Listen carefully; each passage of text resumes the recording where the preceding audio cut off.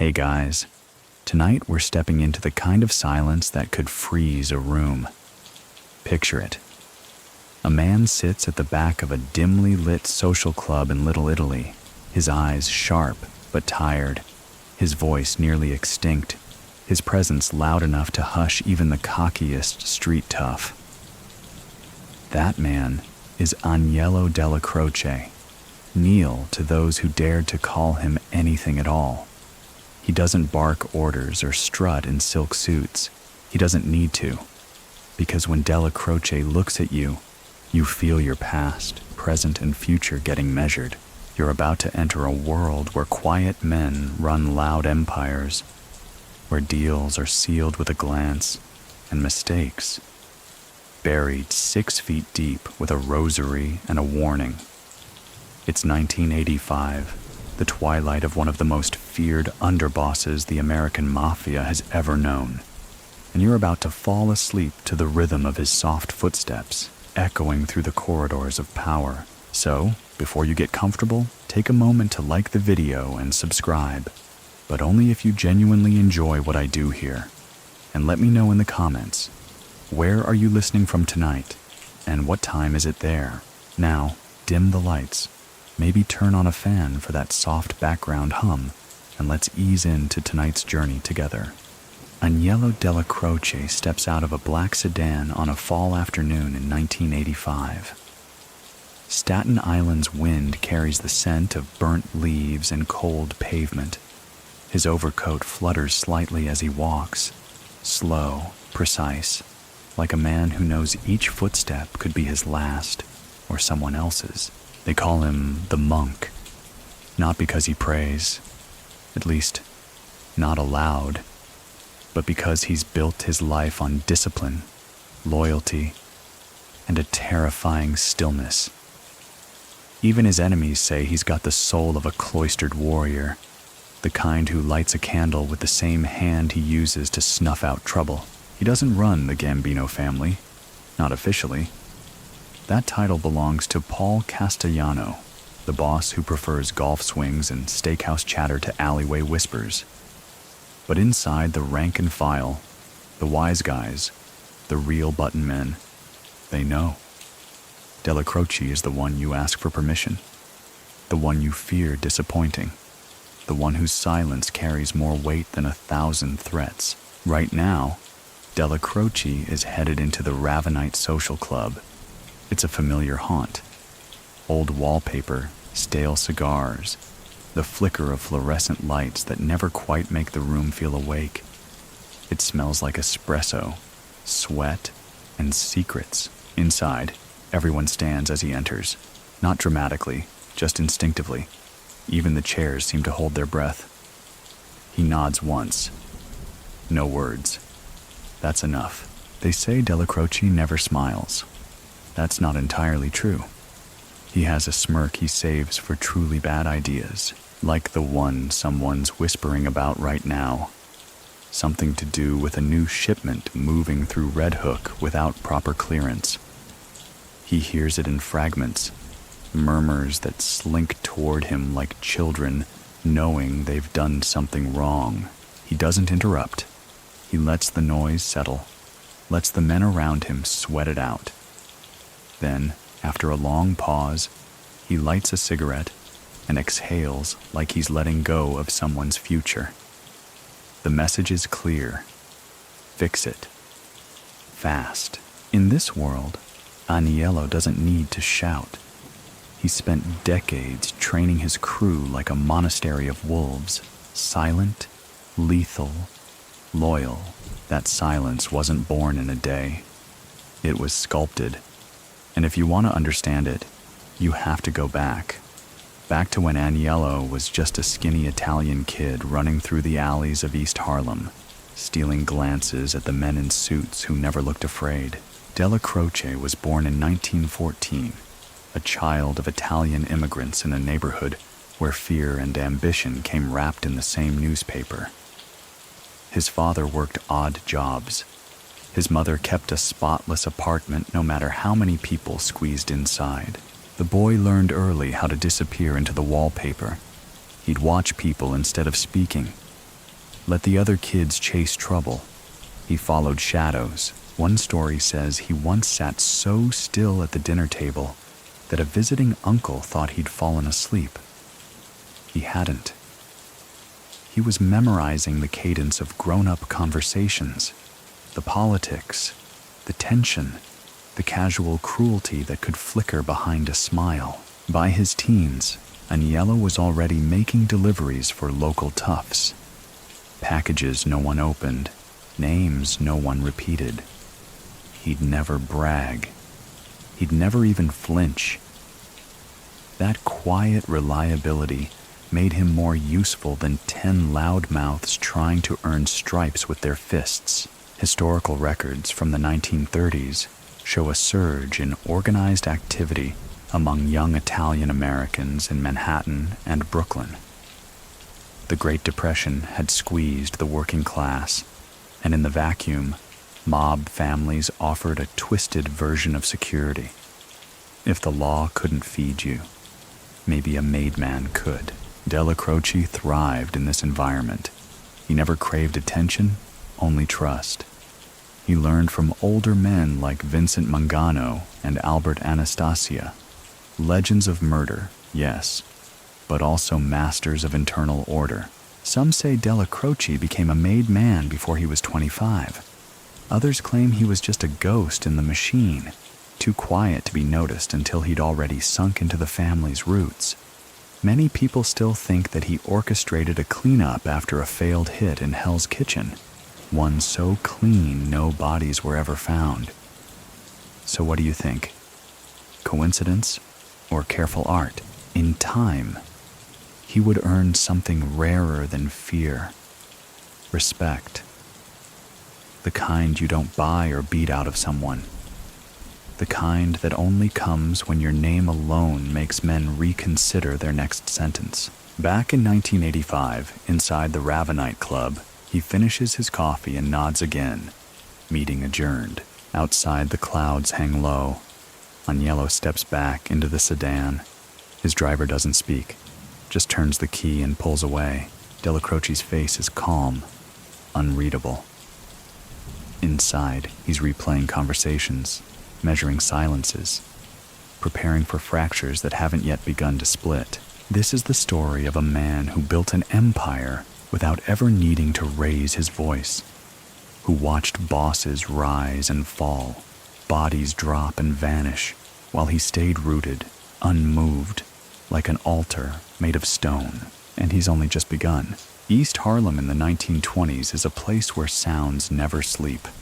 The tinny echo of jazz slipping through apartment windows, the bark of a vendor selling yesterday's bread like it's a fresh miracle, the distant clatter of horse hooves, still a few left clinging to cobblestones. But the sound that shapes Aniello Dellacroce the most isn't music or traffic. It's the hush that falls just before someone gets hit. He grows up at the corner of 115th Street and First Avenue, where the buildings lean in like old men gossiping over a game of bocce. There's always laundry flapping above and chalk dust on the sidewalks below. His mother keeps their third-floor walk-up scrubbed so clean you could eat Sunday sauce off the tile. His father, a mason by trade, works sunup to bone down, hands like bricks and words like ash. Aniello is the middle child, the quiet one. He doesn't cry much, doesn't squabble with the others over who gets the last meatball.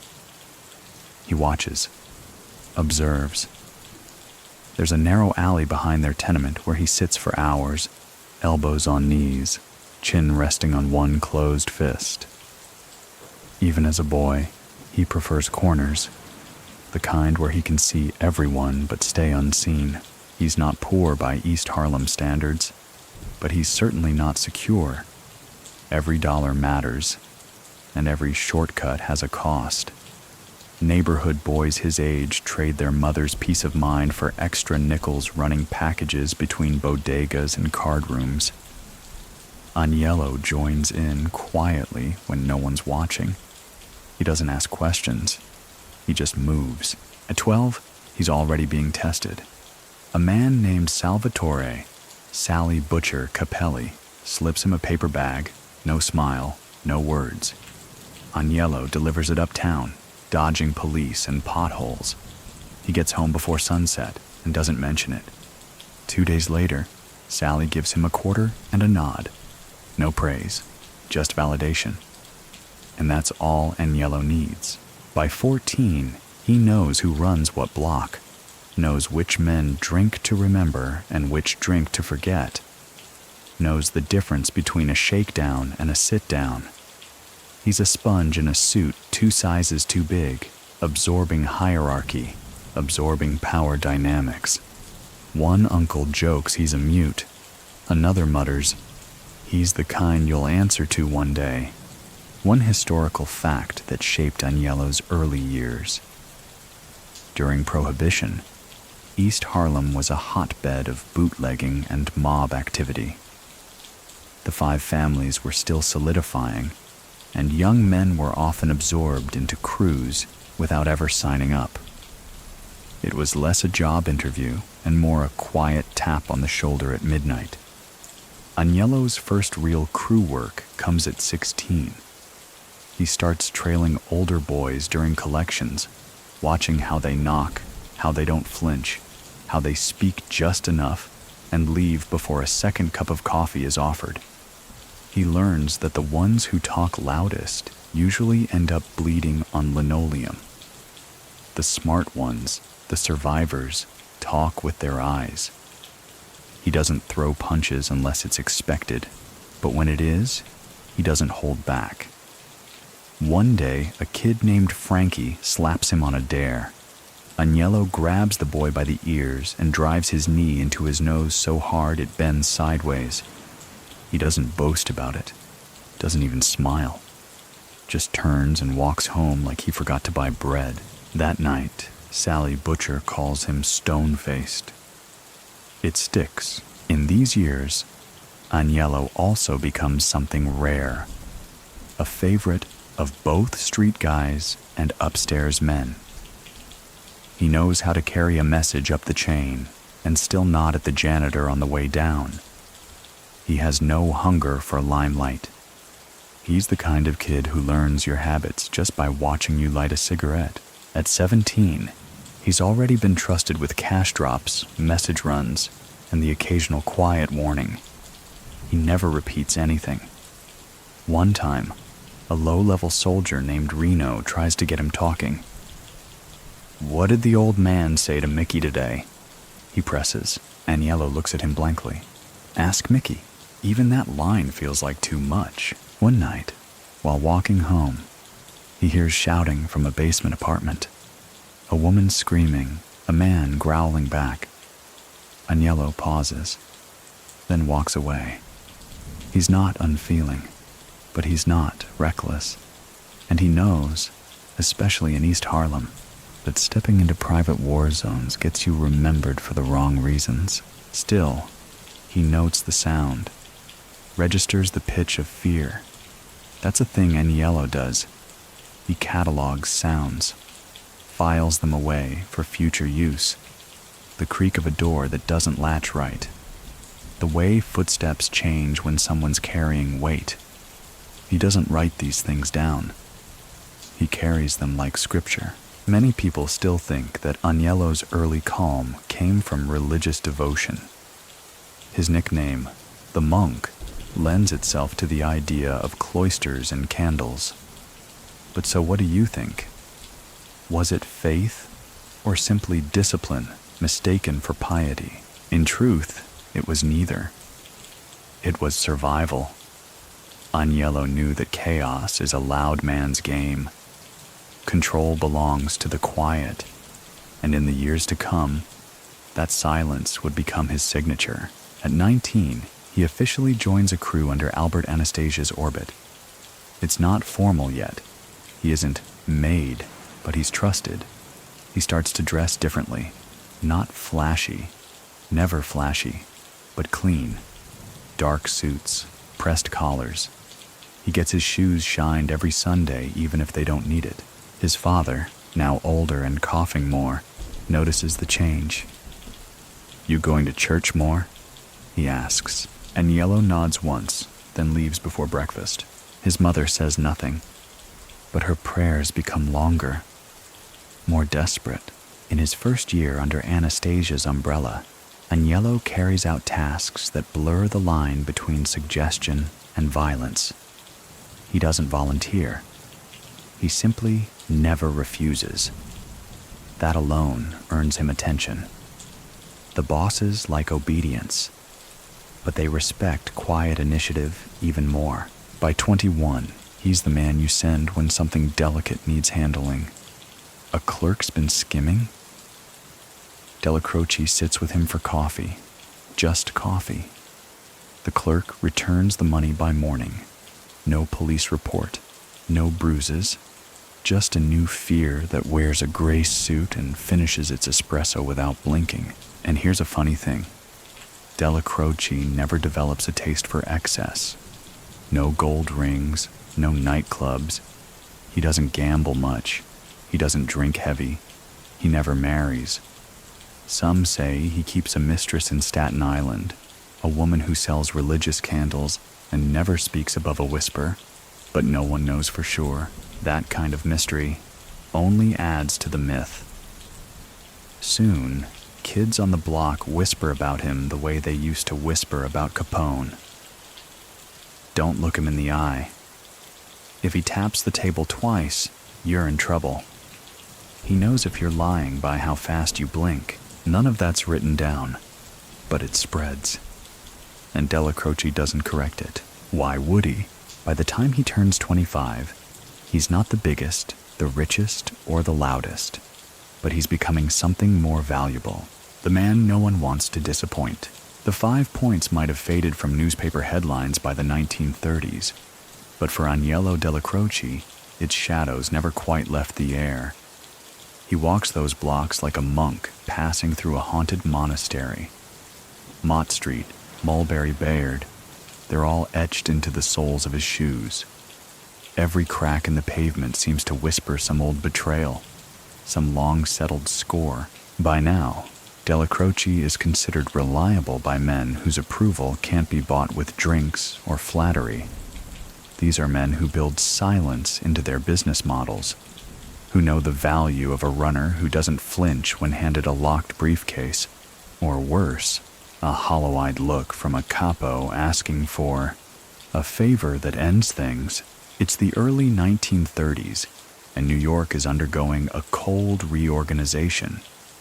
The infamous Castellano's War has recently ended, with the murder of Joe Masseria, followed by the rise of Lucky Luciano and the birth of the Commission. The American mafia is no longer a cluster of street gangs. It's a corporation now, structured, ruthless, efficient, with a 5-family board of directors and a policy of selective chaos. Dellacroce sees this transition not as a disruption, but as a blueprint. He likes systems, predictability. You can't control men, but you can control process. That's the foundation of his appeal. He's not just dangerous, he's logical. He starts gravitating toward Albert Anastasia, a man known for his own flavor of silence. Only his is the silence that follows sudden death. Anastasia has a reputation for murder, but also for respecting those who don't talk out of turn. He sees potential in Dellacroce not because of what the young man does, but what he doesn't do. The two form a kind of unspeakable bond. Anastasia gives a nod. Dellacroce interprets it. Orders go out. Things happen. No one asks how. One time, Anastasia sits Dellacroce down and tells him, "If someone's got a problem with you, make sure it's the last problem they ever have." It's the closest thing to warmth Aniello ever hears from him. The thing is, Dellacroce never enjoys violence. He just understands it. Like a carpenter understands the weight of a hammer or the grain of wood. It's just a tool, no more, no less.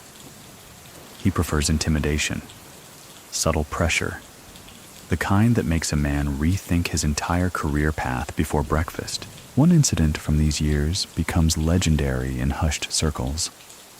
A man named Vincent Vinnie Clock Messina tries to skim money from a gambling operation Aniello overseas. Dellacroce doesn't scream, doesn't even confront him directly.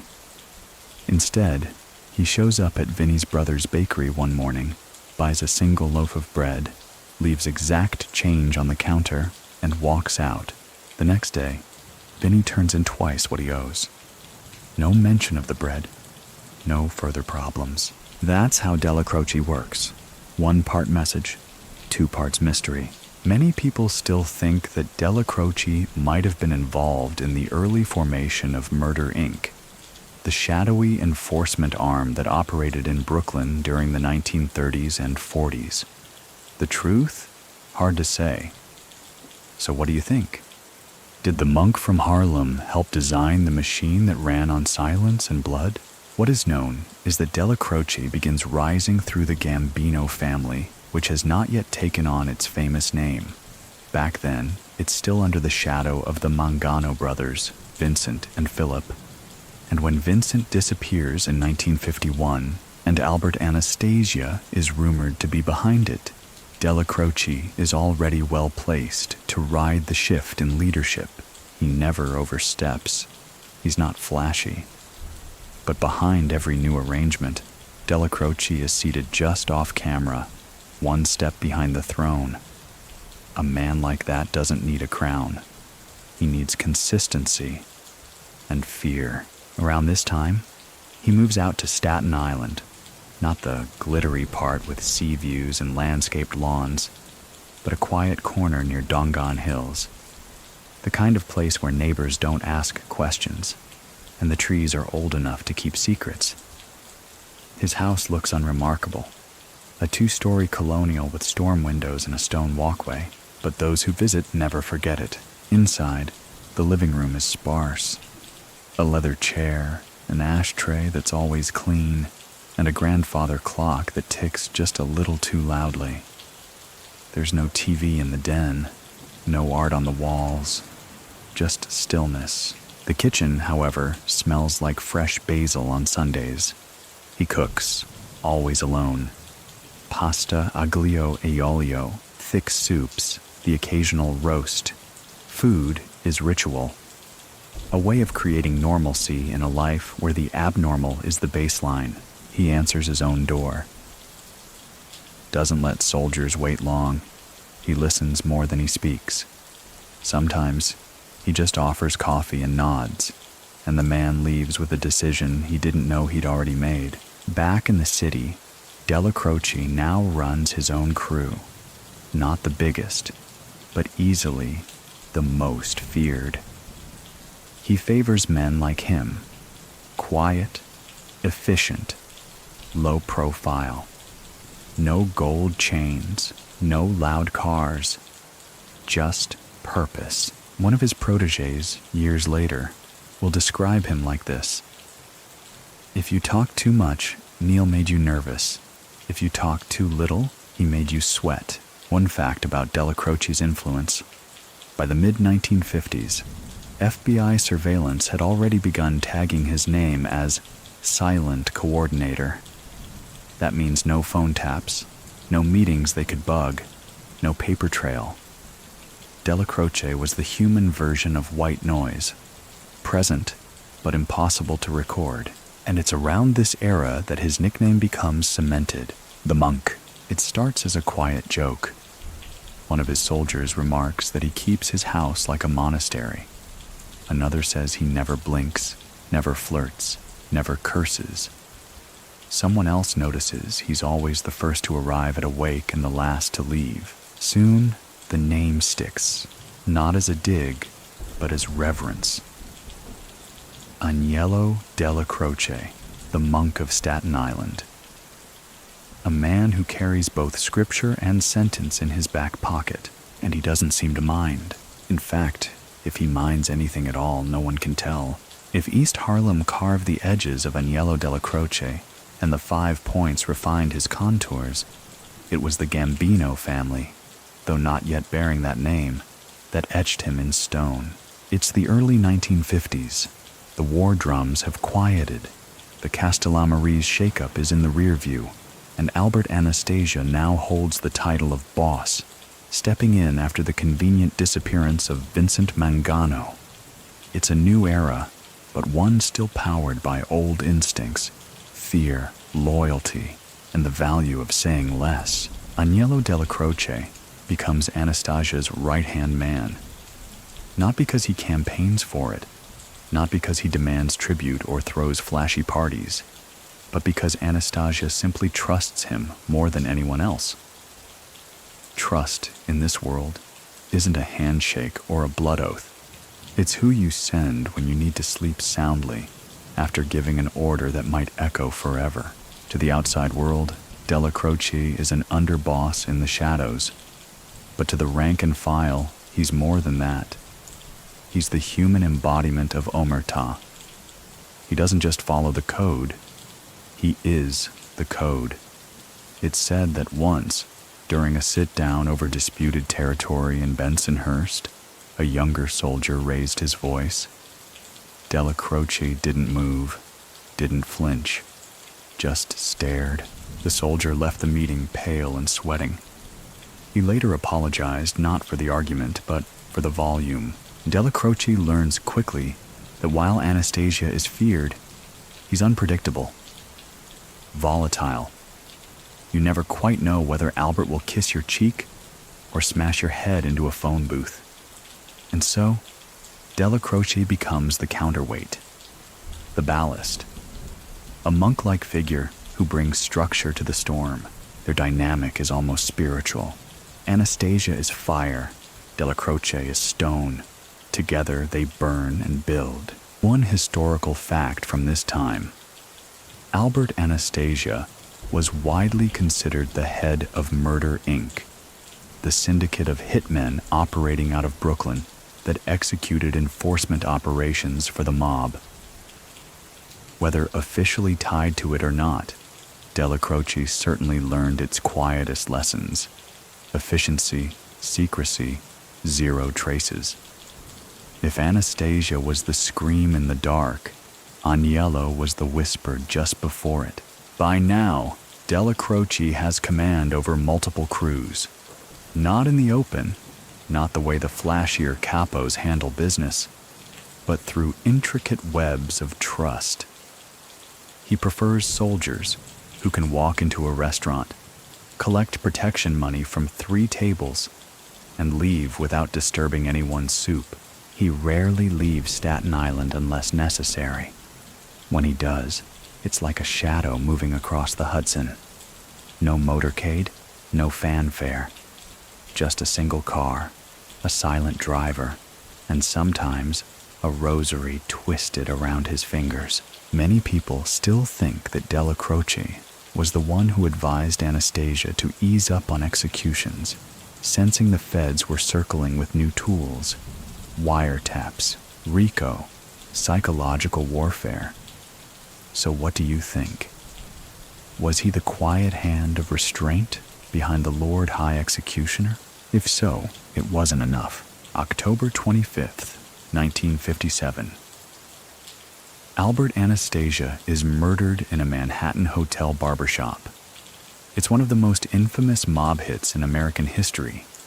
He's shot 5 times while still draped in a barber's towel, slumping into a pool of his own silence. Dellacroce is not present, but the loss is personal, deep. He doesn't speak publicly about it, doesn't seek revenge in flashy gestures. He simply disappears for 3 days.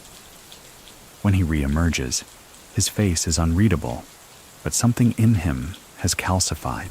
Carlo Gambino steps in as boss, a quiet, cunning man who understands the value of both strategy and stoicism. Many expected Dellacroce to contest the shift. He doesn't. He stands beside Carlo without protest. Why? Because Aniello doesn't chase power. He waits for it. Carlo, recognizing this, appoints him underboss. Here begins one of the longest, most stable periods in Gambino family history. While Carlo manages alliances and appearances, Dellacroce handles operations. He becomes the silent architecture of the family's growth, building invisible scaffolding through which money, fear, and obedience all flow. His Staten Island house becomes busier now, though still quiet. Soldiers come at dawn, leave before lunch. No loud greetings, no parked Cadillacs, just briefcases, hats lowered, murmured updates. If Dellacroce ever raises his voice, no one hears it. If he smiles, it's like the Mona Lisa, faint, unreadable, maybe even imagined. He keeps his bedroom sparsely furnished, a single crucifix on the wall, a small radio for AM broadcasts, no phone. He takes calls only in the kitchen, on a rotary with a shortened cord. He still cooks, still eats alone, still watches the world as though it's a sermon that never ends. One story floats around from this period. A young enforcer named Eddie Pockets screws up a collection in Brooklyn, talks too much, makes a scene, ends up on NYPD's radar. He's summoned to Staten Island. Dellacroce doesn't yell, doesn't accuse, just invites him to sit, pours coffee, and asks, "What do you want your mother to think you were doing when the headlines come out?" Eddie weeps before the spoon hits the saucer. He transfers to Long Island within the week. No more incidents. Dellacroce believes in fear, not panic. In control, not chaos. He reads body language the way others read horoscopes. He knows when someone's about to lie, when someone's already confessed in their eyes. And yet, even with all this quiet dominance, he never tries to overshadow Carlo. He understands his role, understands that some thrones are best protected by men who refuse to sit in them. Still, within the family, whispers grow. If anything ever happened to Carlo, it would be Dellacroce who'd step up. Not because he wants it, but because no one else could command silence the way he does. Outside the family, law enforcement begins noticing. The FBI tags him as a key figure in multiple investigations, but they can never get a wire on him. No one tapes Dellacroce. You'd have better luck recording fog. By 1960, he's a phantom with fingerprints. Everyone knows his name. No one knows how to trap it. And the legend of the silent monk continues to grow. The first time Aniello Dellacroce is truly tested in blood, it's not with guns or fists, but with what he doesn't say afterward. It happens in the dusky back end of the 1950s, a time when loyalty still has a pulse and betrayal walks in polished shoes. A man named Tony Buttons Bellafiore, a mid-level soldier from one of the Brooklyn crews, makes the mistake of trying to double dip. One week, he's collecting gambling debts for the Gambinos. The next, he's quietly passing names to another family, hoping to carve out a second salary stream for himself. Dellacroce doesn't react when he first hears the whispers. He simply listens. For days, weeks, watches Buttons' patterns, makes no move. And then, one morning, the man disappears. No splash, no chase, just gone. 2 months later, a single shoe washes up on the Jersey shoreline. Nobody bothers to claim it. That's how Dellacroce earns a new kind of respect, not for taking action, but for making people believe he might have. That his silence wasn't absence, it was verdict, and that when he finally moves, it's already too late to run. This becomes the pattern. He is sent when discretion is required, when something or someone needs to be corrected without fireworks or funerals. They don't call it a hit when Dellacroce's involved. They call it a final adjustment, one historical fact that feeds his reputation. Between 1957 and 1962, the Gambino family saw a rare period of internal calm, despite high national scrutiny after the infamous Appalachian meeting. Some credit Carlo Gambino's diplomatic style. But inside circles know the real reason. Dellacroce made it very clear that anyone causing friction would face not anger, but removal. Swift, silent, surgical. He never boasts, never leaves a fingerprint. If he enters a room to mediate a dispute, both parties usually end up apologizing, even if neither was in the wrong. There's a story that circulates through the ranks. One night in Queens, a pair of low-level earners get into a shouting match outside a nightclub. Fists are raised, glass breaks. A waitress gets frightened and calls the police. Nothing serious, but it's noise. Dellacroce hears about it before dawn. He calls both men, one at a time, to his Staten Island home. They each leave with the same thing: a cup of coffee, a stare, and a sudden desire to move to Florida. One opens a car wash in Tampa. The other becomes devoutly religious. Neither is heard from again. Not because they're dead, but because they've learned to live very, very quietly. Dellacroce's influence spreads beyond his immediate crew. Younger capos begin adopting his tone, his methods. They cut the flash, tone down the noise. Some even start dressing like him. Gray suits, no jewelry, cufflinks so small they look accidental. He never tells them to, but he notices and allows it. That's when people begin to whisper something new. They start calling him Don Aniello.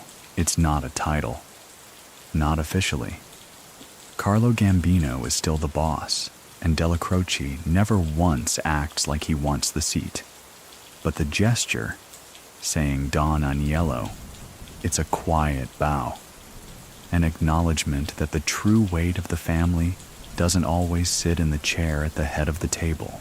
Many people still think that had Dellacroce pushed for the throne, Carlo would have stepped aside, or at least watched his back a little more closely.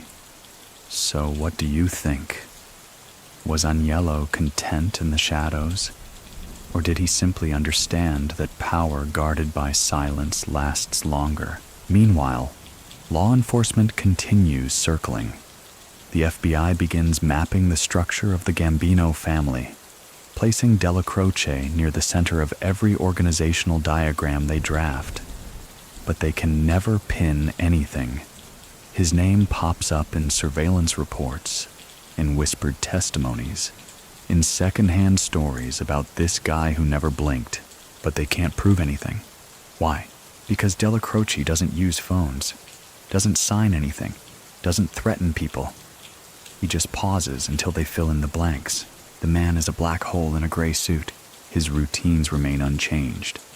Morning coffee, evening walks, Sunday dinners cooked by his own hand. Occasionally, he attends funerals, always early, always quiet. He doesn't stay for the full service, just slips in, nods to the widow, places a flower, and disappears before the priest clears his throat. And he never forgets a name. Never. There's a chilling consistency to his interactions. A man could cross him lightly in 1961 and still receive a cold nod of acknowledgement in 1975. No heat, just precision. Dellacroce never loses track, never forgives. But he waits. One night, in the back of a diner in Bensonhurst, a young earner tells a story too loudly, too recklessly. It's a tale about an envelope of money, a deadbeat debtor, and a little roughing up. Dellacroce just happens to be nearby, sipping black coffee, watching raindrops race down the window. He doesn't interrupt the story. But when the young man glances over and sees Aniello looking at him, just looking, the story ends. The table goes silent.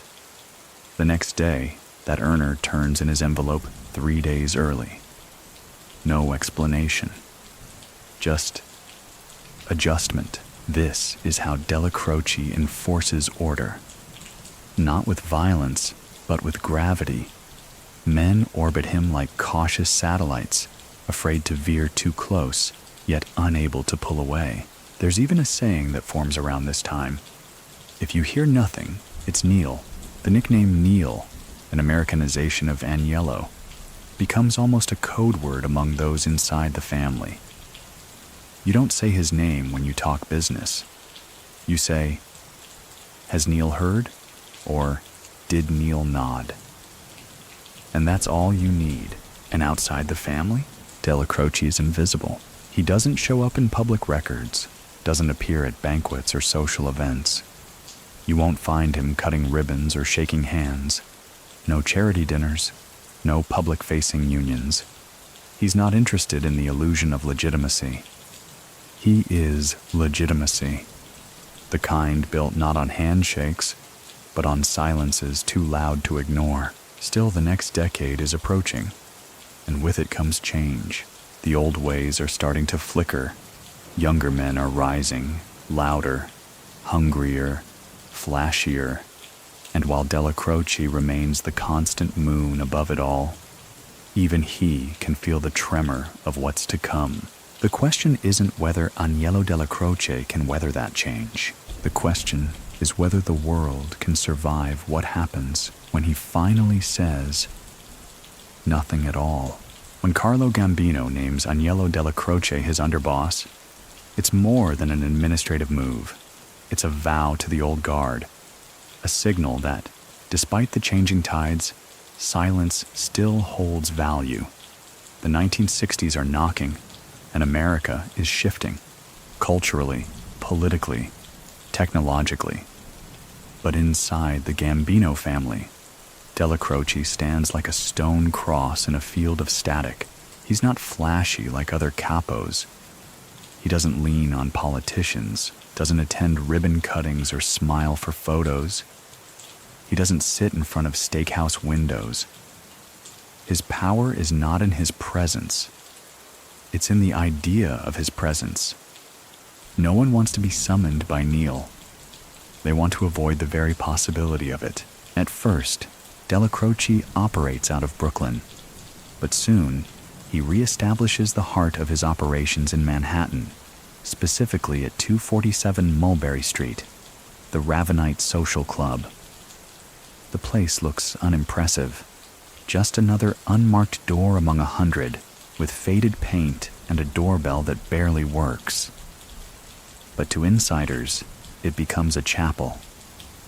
Dellacroce sits in the back, coffee in hand, cigarette curling smoke into the yellowed air, while messages are whispered in and out like confessions. This is where things begin to change. He's older now, in his late 40s. But there's no slowing, no relaxing. In fact, some say he becomes more dangerous, because age has only sharpened the edges of his intuition. He no longer needs reports. He can read loyalty in the way a man crosses a street or opens a door. One soldier forgets to remove his hat when entering. Dellacroce says nothing, just lets the moment hang. The silence dense enough to make wallpaper peel. The man doesn't forget again. Many people still think that Dellacroce personally arranged the sit-downs that prevented a mob war in the early 60s between the Gambinos and the Genovese family. So what do you think? Did a man known for stillness manage to quiet entire armies with a raised eyebrow? Inside the organization, his authority grows in a paradoxical way. The less he speaks, the more people listen. Gambino trusts him implicitly, not because they're friends, but because Dellacroce has no visible ambition. He doesn't seek the boss's chair. He doesn't whisper behind backs. He simply executes. Ideas, discipline, structure. Even his enemies respect him.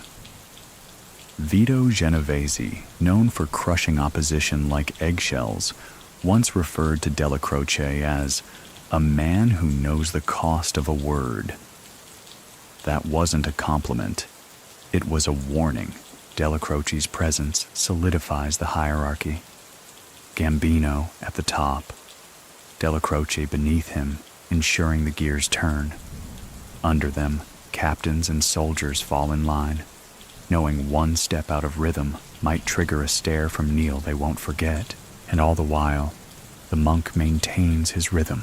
Mornings start at 6 a.m. Coffee brewed strong, no sugar.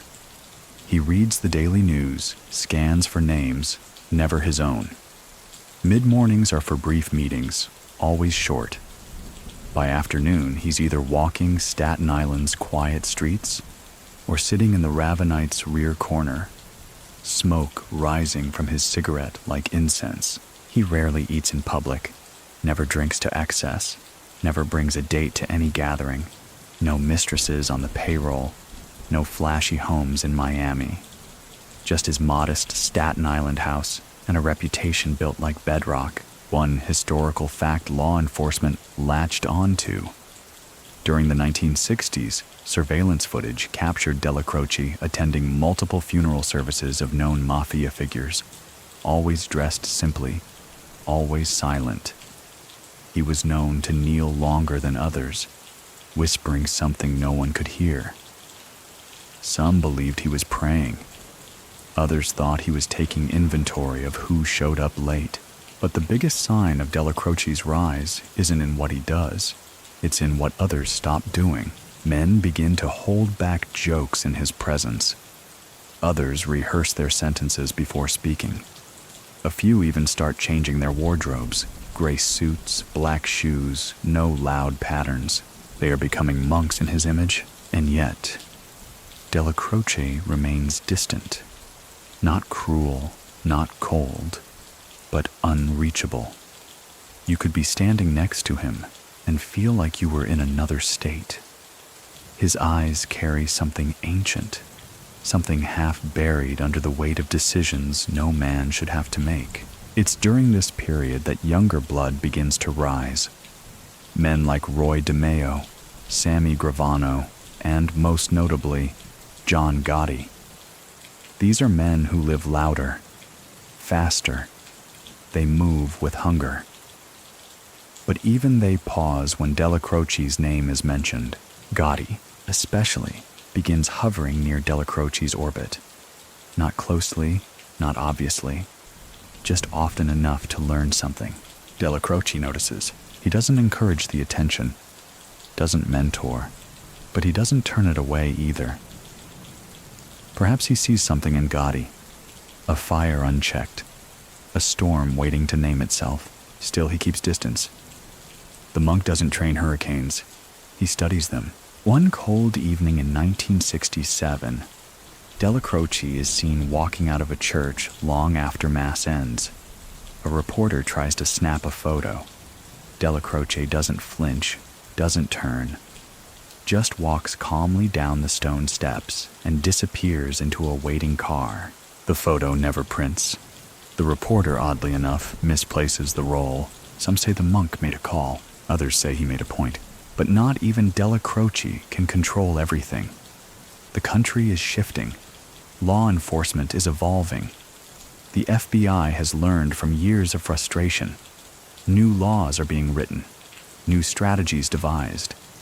And with the passage of the RICO Act in 1970, everything becomes vulnerable, including silence itself. Dellacroce senses the change.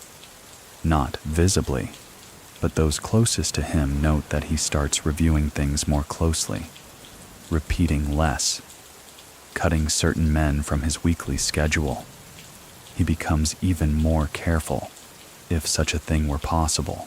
He still meets at the Ravenite, still maintains ritual, but now he lets soldiers speak first.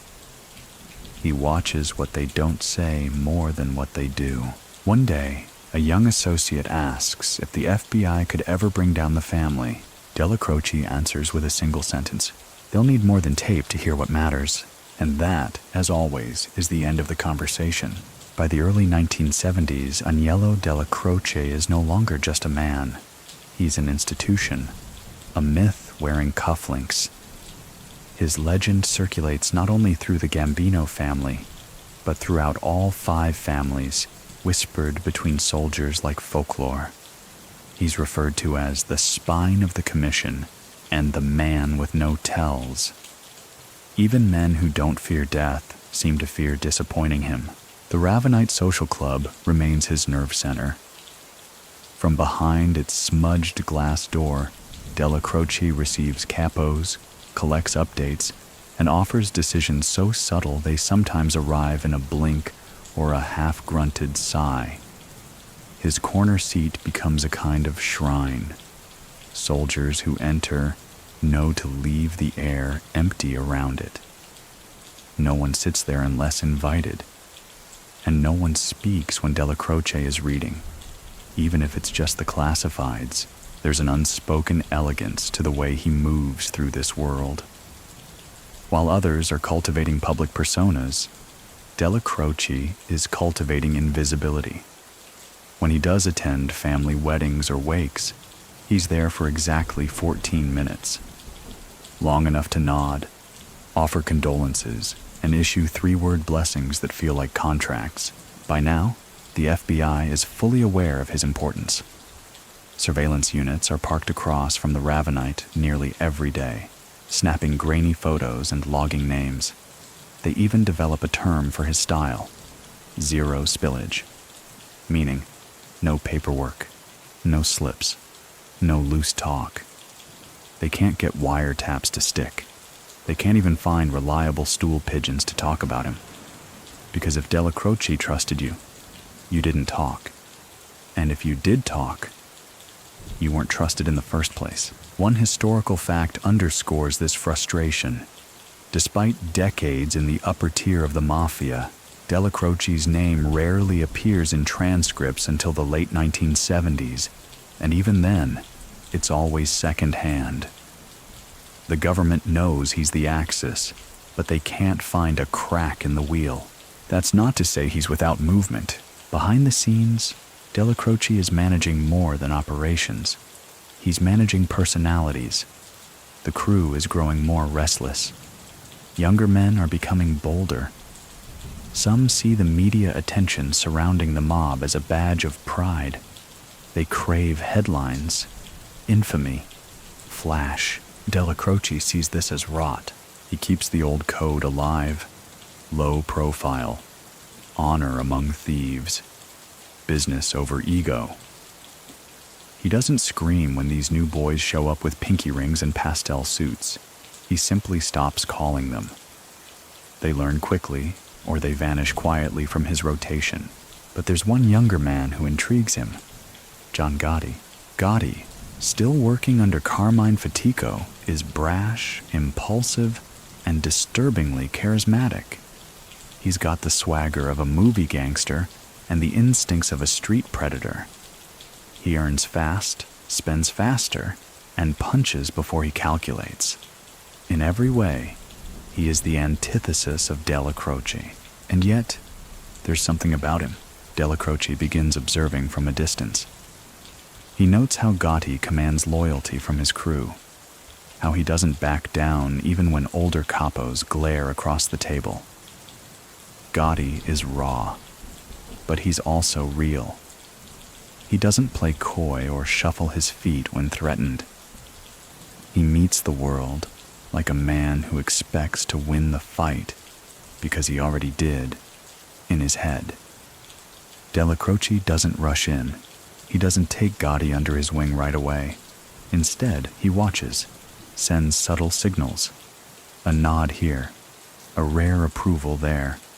He wants to see if Gotti responds not with flattery, but with respect, and he does. Many people still think that Dellacroce saw Gotti as a younger version of himself, just louder, unrefined, but ultimately guided by loyalty and grit.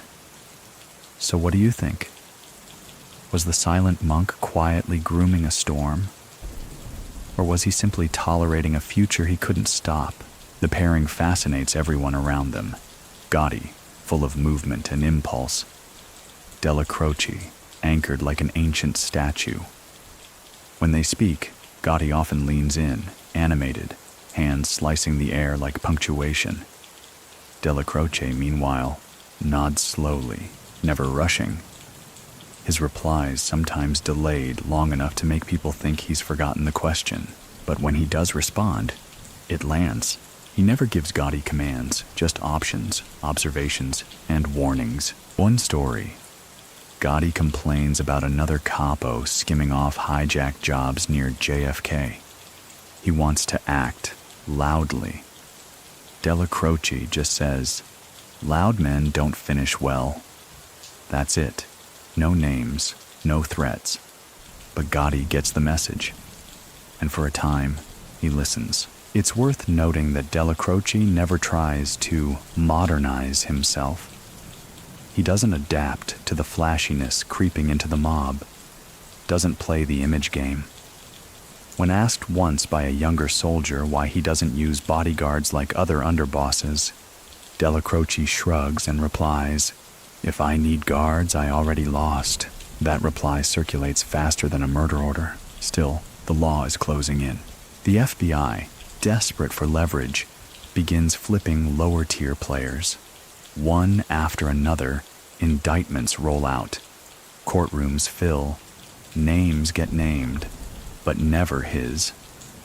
Dellacroce remains a name you only say behind closed doors, and never twice in the same conversation.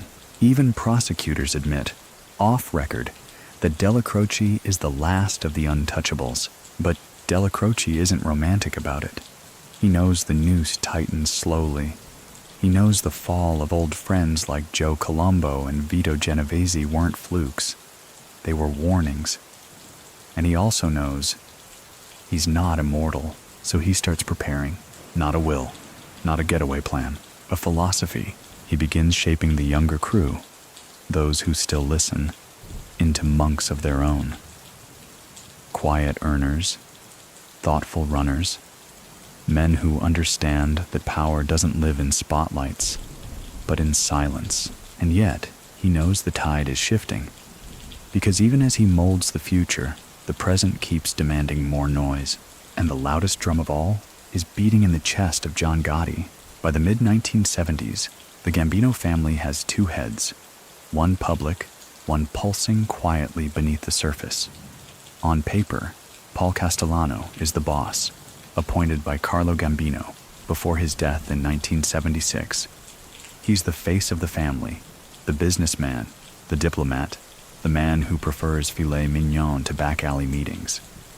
But in the marrow of the family, in the streets, in the union halls, in the whispered phone calls from creaky payphones, it's Aniello Dellacroce they still fear, follow, and revere.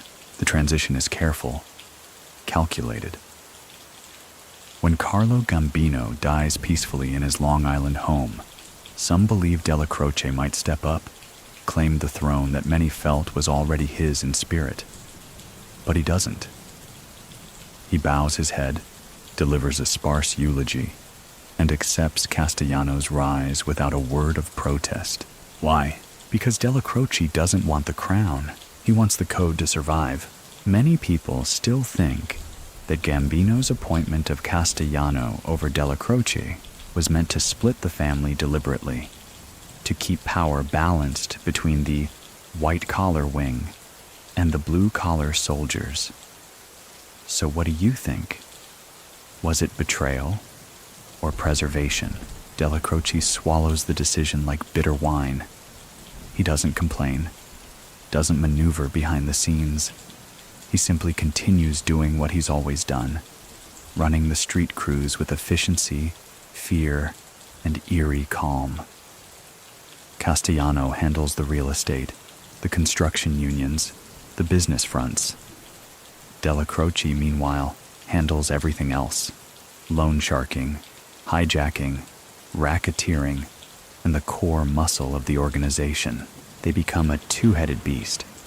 One speaks to CEOs, the other speaks with silence. And that silence, it starts to crack. John Gotti, now gaining heat and headlines, becomes the symbol of the brewing tension. He's a Dellacroce loyalist through and through, and he makes no effort to hide it. Gotti calls Castellano a desk don, complains that the real earners are being overlooked in favor of Paul's relatives and business cronies. Dellacroce doesn't correct him. He doesn't agree either. He just watches, but his influence remains vast.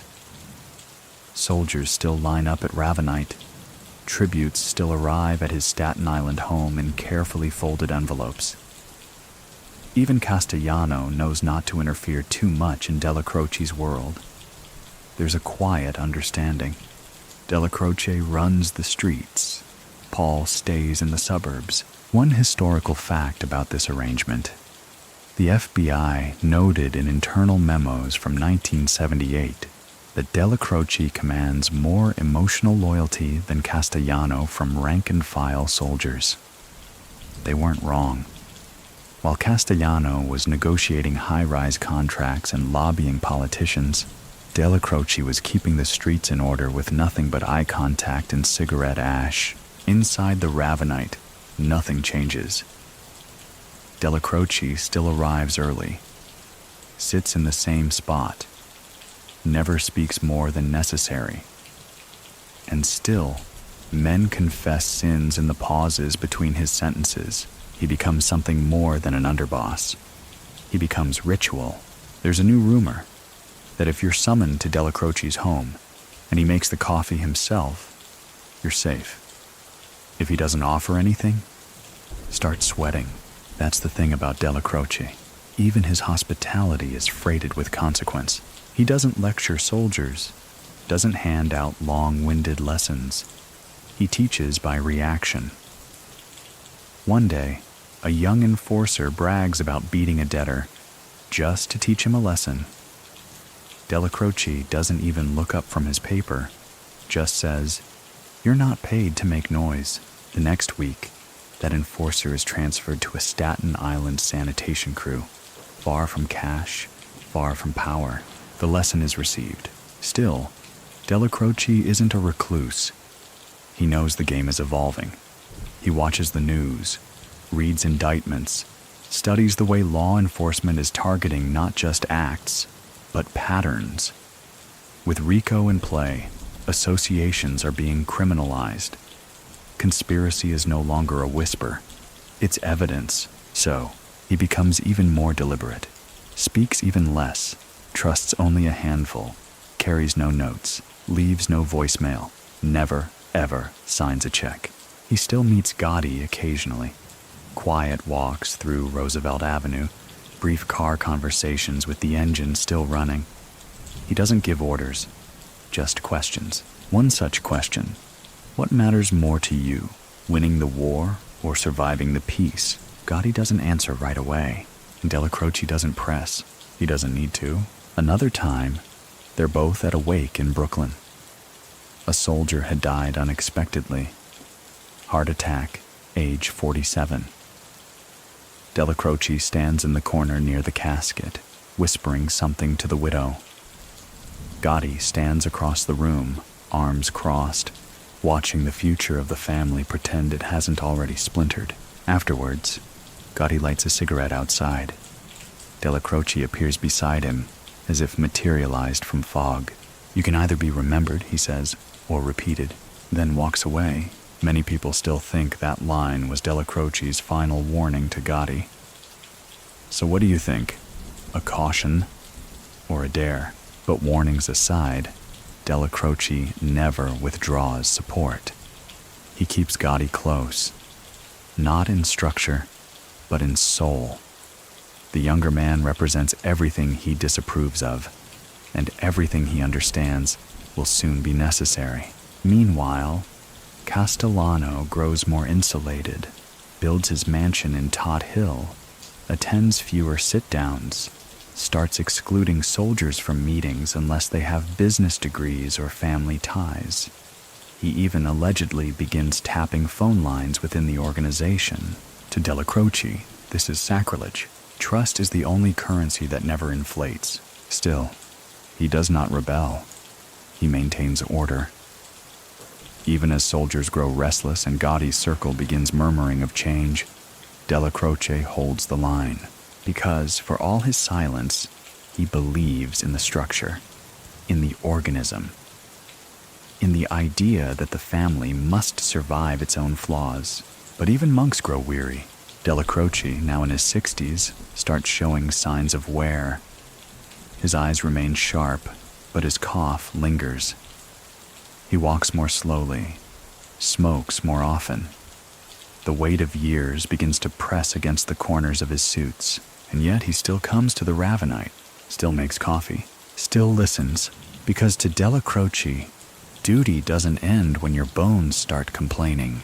It ends when your silence is no longer feared, tucked quietly into a modest cul-de-sac on Staten Island. Aniello Dellacroce's house becomes something of a pilgrimage site, not for the devout, but for the disciplined. It's not large. It's not flashy. A white, two-story colonial with neatly trimmed hedges and shutters that have seen a few storms. But to the men who find themselves climbing its stone steps with folded envelopes in their coat pockets, it might as well be the Vatican. Inside, the air is always still, the furniture worn but immaculate. One crucifix above the fireplace, one ashtray always clean.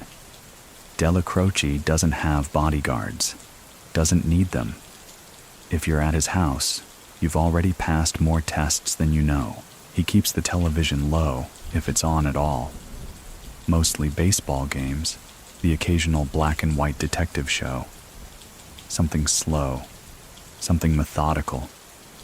Stories that unravel quietly, one glance at a time. This is his cathedral of control, and it's here, more than at the Ravenite, that the Gambino family is shaped in whispers and nods. Capos arrive in unmarked sedans, stay for 12, 15 minutes. They don't raise their voices, don't pace. They sit, they listen, they absorb. Dellacroce never rushes. He lets silence do the lifting. There's a new case bubbling. Some young guys in Bensonhurst are skimming too close to Castellano's construction deals. The money's small, but the insult is loud. Castellano wants them punished. Dellacroce wants them educated. He makes a call, quietly. The next week, the earners are reassigned. One starts working under Gotti's crew. The other disappears into a Florida sandwich shop franchise. The message is clear. Cross the line, and you don't get buried. You get removed from the page entirely. Many people still think that Dellacroce personally intervened to shield John Gotti's early mistakes from Castellano's wrath. So what do you think? Was the monk protecting a favorite, or buying time before he had to choose sides? What's undeniable is that by the late 70s, Dellacroce's Staten Island home becomes the quiet epicenter of what some start calling the other Gambino family. Not rebels, not traitors, just earners, soldiers, old school guys who want the life to make sense again, who feel like Castellano's empire is being run more like a boardroom than a brotherhood. And while Dellacroce never says it aloud, he understands their frustration. He feels it too. But he doesn't allow it to sour the structure, not yet. Instead, he does what he's always done. Instills discipline by example, one gesture at a time. Take the story of Louis Carrazza, a low-level associate who boasts in a bar about being Neil's guy. The next morning, Dellacroce has Louis's name removed from the collection list. He doesn't reprimand him. He just makes him invisible. By the following week, Louis is back in a suit, begging to wash cars at the Ravenite. Dellacroce lets him, but never reinstates him. Because to Neil, loyalty isn't just a declaration. It's an unspoken fluency, a language of restraint. And while his loyalty to Castellano remains public, the cracks are showing. Dellacroce grows quieter, if that's even possible. He declines certain meetings, spends more time in the shadows. He watches Castellano consolidate his power, giving more weight to the white-collar earners, trimming back the street guys, allowing rumors of wiretaps and surveillance to pass without action. Dellacroce doesn't flinch, doesn't protest. But inside, something shifts. He begins meeting with Gotti more frequently. Short conversations, often just a few words. One time, they stand together on a pier in Brooklyn, watching container ships push through the fog. Gotti asks, "What happens when the people forget who the family was built for?" Dellacroce doesn't answer immediately, then finally says, "That's when blood starts voting." He says it like he's reading scripture, and though no one can ever prove it, many believe this is when the seeds of Castellano's downfall are first watered. Not by Dellacroce directly, never that, but by the absence of his protection. Still, his house remains open. He doesn't close his doors, doesn't hide. He still greets every soldier the same way. Eyes sharp, handshake firm, posture like marble. Even as his health begins to turn, the cough that once came and went begins to linger. His shoulders seem to carry more than weight. They carry warning. His voice is slightly raspier. The circles under his eyes darken. But he shows up. He always shows up. Even the FBI, watching from across the street, notes that Dellacroce never misses a meeting. They try tapping the house once, an operation involving 2 weeks of planning and a nighttime crawl through a neighbor's backyard. The tape yields nothing. Not because Dellacroce doesn't talk, but because everything important is said in pauses. Inside his house, there's a wooden cabinet no one touches, a drawer filled with handwritten notes from the 50s, addresses, aliases, coded references to long-settled matters. He doesn't destroy them, doesn't digitize them. He just keeps them, like relics from a forgotten language. One agent once described Dellacroce's house as an embassy for a nation that no longer officially exists. But inside those walls, the nation still breathes, just slower now. The world around him continues to churn. New bosses, new rackets, new problems. But Dellacroce remains the still point in the center of the storm, a man in a kitchen, pouring coffee for a capo, saying 5 words that will change a crew's trajectory. A monk with no altar, no sermons, only decisions. And even as his strength begins to wane, the aura remains untouched. Because when Dellacroce speaks, whether with words or just a gesture, it echoes longer than a bullet. By the early 1980s, Aniello Dellacroce is more ghost than man to most of the family. Not because he's vanished, but because his presence has become so mythologized, so ritualized, that even when he enters a room, people speak of him as if he had already been there. His name no longer moves through the air like news. It moves like weather, something you notice only by how the room changes once he arrives. Yet behind the reverence, the family is groaning under its own weight. Castellano is more isolated than ever, cloistered in his Todd Hill fortress surrounded by hand-picked allies, accountants, cousins, sons-in-law. His reign is neat, efficient, but also detached. He doesn't walk the neighborhoods, doesn't look his men in the eye unless they wear pressed collars and carry a ledger. His orders arrive like corporate memos, passed down through subordinates who quote Paul like scripture, but lack his power. Dellacroce notices. Of course he does, but he keeps quiet. He always has. He still meets with captains at the Ravenite, still nods at the right moments, still ensures the cash flows like blood through the veins of a weary body. But he senses it now. Decay. Not immediate collapse. Not yet. But erosion. The soldiers talk less about the family, more about the rules, as if one could exist without the other. Gotti's presence only complicates matters. John Gotti has become the gravitational pull for a growing faction inside the Gambino ranks. Men who feel alienated by Castellano's boardroom management. Men who want a boss who walks like them, talks like them, earns like them. Gotti doesn't dress down, but he doesn't pretend to be something he's not. He likes the street. He likes the action. He likes to be seen. Dellacroce remains the buffer, the only thing standing between Gotti's ambitions and Castellano's wrath. One night, Gotti bursts into the Ravenite like a storm in a tailored suit. His voice isn't loud, but the anger is obvious. One of Castellano's men has pulled a hijacking case out from under Gotti's crew. No warning, no sit down, just a signature and a shrug. Dellacroce doesn't react immediately. He finishes his coffee, lights a cigarette, lets the silence stretch until Gotti's frustration turns inward. Then, he looks up and says, "You want to own the street? Then act like you already do." Gotti leaves calm, but the fire is only cooling on the surface. Many people still think that this moment was Dellacroce's way of blessing Gotti's eventual move against Castellano, albeit wordlessly. So what do you think? Was it permission, or a final lesson in restraint? The truth, as always with Dellacroce, is quieter than suspicion allows. He believes in structure. Not for its own sake, but because it's the only thing that protects men from their worst selves. He's seen what happens when ego overtakes order. Entire families crumbling over vendettas, vanity, and volume.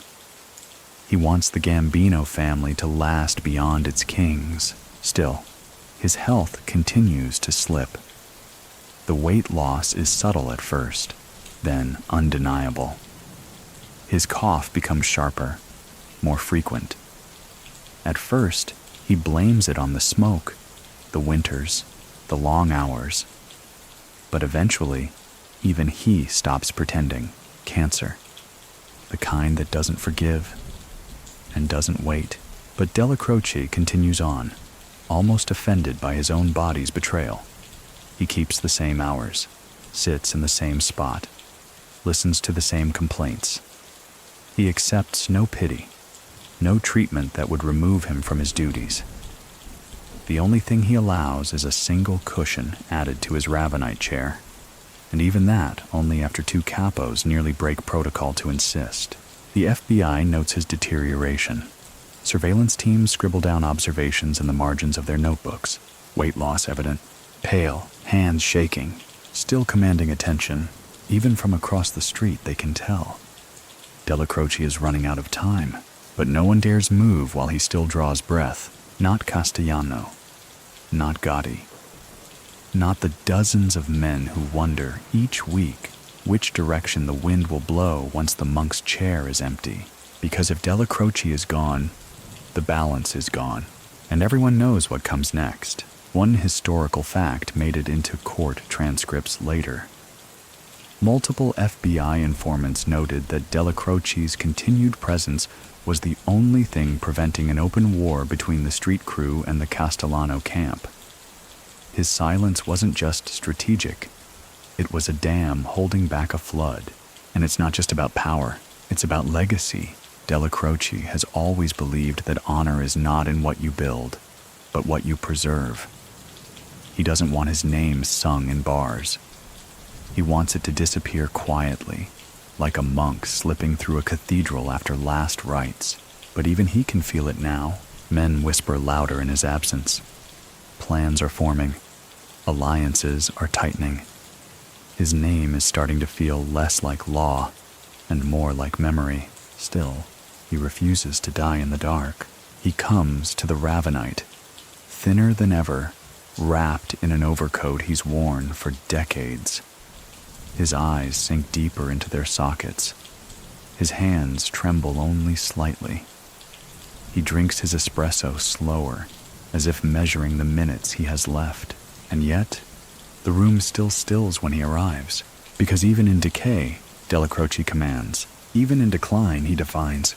And so the Gambino family, ripped between ambition and obedience, noise and silence, waits. Breath held, movements measured, because until that final cough, no one dares move the chessboard. By late 1983, Aniello Dellacroce is visibly thinning, the stoic weight he once carried now resting more in presence than in posture. But his grip, though quieter than ever, is still felt. In fact, it may be more dangerous now, because those who remain under his watch believe every breath might be his last. and they know what waits on the other side of that final exhale. The Ravenite social club becomes his sanctuary and his confessional. He arrives like clockwork, slower now, sometimes needing to rest midway through the short walk from the car. But inside, the ritual persists. Coffee, chair, silence. And every man who enters lowers his voice instinctively, as though speaking too loudly might shatter what little time remains. Dellacroce speaks less, not just from exhaustion, but from strategy.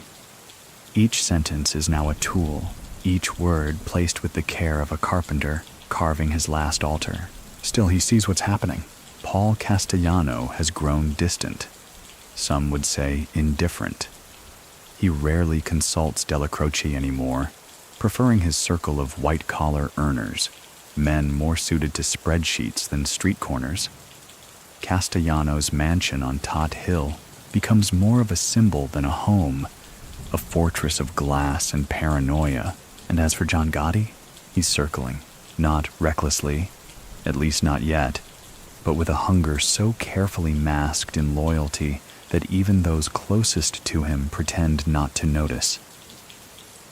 His crew, the Bergen boys, are making more money than ever, mostly from hijackings, loan sharking, and some increasingly risky drug connections. Castellano, ever the businessman, begins making noises about punishing Gotti for these unsanctioned ventures.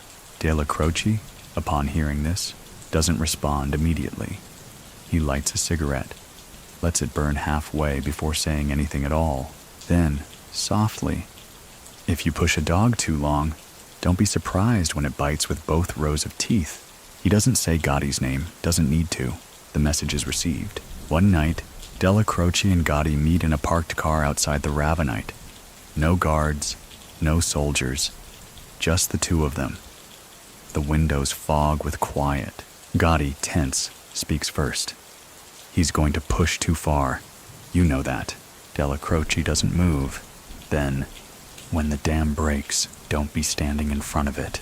Many people still think that this exchange sealed Castellano's fate, and that Dellacroce, without blessing a hit, had silently pulled back the leash. So what do you think? Was he signaling surrender or washing his hands? At the same time, the FBI is circling. New prosecutors, energized by the tools of the RICO Act, are assembling cases not just on individual crimes, but entire command structures. Dellacroce's name is now common in federal circles. They can't pin him to any act directly, but he appears in charts, in diagrams, in whispered courtroom theories as the enforcer behind Castellano's throne. They call him the shadow boss, and yet they can't get to him. No tapes, no flipped witnesses, just half smiles and unreturned subpoenas. But Dellacroce knows the odds are changing. One morning, while shaving, he looks at himself in the mirror longer than usual. The man looking back is not the monk of a decade ago. His jaw is still firm, but his skin has the pallor of hospital waiting rooms. His hands tremble. The cancer is winning, but there's still work to do. He meets with his most trusted captains. Keeps it short, calm. No grand speeches, just reminders. Don't let noise run this family. And then, always, he returns home. His Staten Island house remains just as plain as ever. The hedges trimmed, the curtains drawn. Inside, his world is quieter than ever. He sleeps less, eats only in small bites. His housekeeper notices he keeps the lights dim even during the day, like he's trying to fade gently. And still, the visitors come. Not many, just the loyal few. Men who've known him since before Castellano had a driver. They don't ask about his health. They ask about stability, about the future. One night he scribbles a note, just a few lines. It isn't a will. It isn't an order. It's just names, circled, underlined. No explanations. One of his captains finds it, folds it, puts it away. and never speaks of it again. Dellacroce isn't preparing for death. He's preparing for absence, because he knows that when he's gone, the vacuum will pull everything inward. There will be no one left to hold the peace between the steel and the silk, the street and the suit. He doesn't ask for farewells, doesn't want them. He only wants silence to keep working after he's no longer there to guide it. A priest visits once, offers communion. Dellacroce listens politely, accepts. Then, in a voice so soft it's almost imagined, he says, "Tell him I never broke the code." And the priest, knowing better than to ask which code, simply nods. One historical fact from this period: Dellacroce was under federal indictment for racketeering in the final years of his life, facing up to 20 years if convicted. And yet, he never missed a court date, never took a deal, never confessed a thing. Even the prosecution admitted he was the only defendant who made the courtroom feel like a church. Outside in the streets, Gotti's star continues to rise. Whispers of rebellion grow louder. Castellano grows more paranoid. The balance grows thinner. And Dellacroce, sitting in his chair by the window, watches the clouds roll in. Not surprised, not afraid, just waiting. By mid-1985, the world around Aniello Dellacroce has turned to glass, cracked, fragile, ready to shatter at the slightest sound. And through that glass, he watches the two halves of the Gambino family drift further apart with every passing week. The suits and ledgers orbit Paul Castellano's hilltop mansion, while the street crews, the ones still kneeling at the altar of loyalty and silence, quietly orbit the dying monk in Staten Island. Dellacroce is now a shell of the man who once stalked Brooklyn alleys in pressed slacks and unspoken menace. He walks with a slow gait, favors his left side, winces sometimes when sitting too fast. But his eyes, those glacial, surgical eyes, still cleave through nonsense like a knife through confession. Inside the Ravenite, he's now present only once or twice a week, and never for more than an hour. He sits like a man waiting for the end of a symphony he already knows by heart. Men still come to see him, though less with problems and more with respects. No one wants to be caught on the wrong side of his memory. The air is heavier now. Conversations thinner. Everyone knows the moment is coming, when Aniello Dellacroce will close his eyes for the last time, and the entire fragile equilibrium of the family will be cast to the wind. John Gotti knows it too. He visits more often, though he never stays long. Sometimes he just stands near the door, hands in pockets, nodding at Dellacroce like a loyal nephew visiting his aging godfather. Sometimes Dellacroce speaks to him. Other times, not a word is exchanged. But one night, Gotti lingers after the others have gone. Just the two of them, low light humming from a single lamp. Dellacroce looks at him, long, heavy. Then finally, if it has to happen, don't let it be messy. Respect the thing, even if it's dying. Gotti doesn't respond. He doesn't have to, because the monk didn't offer a command. He offered a eulogy. Many people still think that this was Dellacroce's final nod, his blessing, spoken through exhaustion rather than enthusiasm. So what do you think?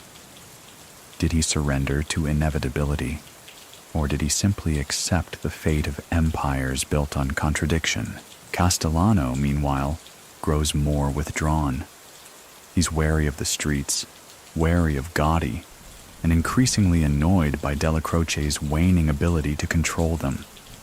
To Castellano, it looks like betrayal. To Dellacroce, it looks like distance. Distance he no longer has the strength to bridge. One of the last things Dellacroce does as Underboss is attend a funeral, not of a soldier, not of a capo, just a longtime bookmaker from Bay Ridge. Quiet man, no headlines, no drama. Dellacroce rides in the back seat, walks slowly to the casket, stands still for a long moment, then leaves without a word. Someone at the funeral says afterward, "It felt like the end of something bigger." They're not wrong. Back at home, Dellacroce stops taking visitors. Not out of secrecy, out of fatigue. His world contracts to a few rooms, a few objects, the chair by the window, the rotary phone he rarely touches, the small crucifix on the wall. The once crisp suits now hang slightly looser.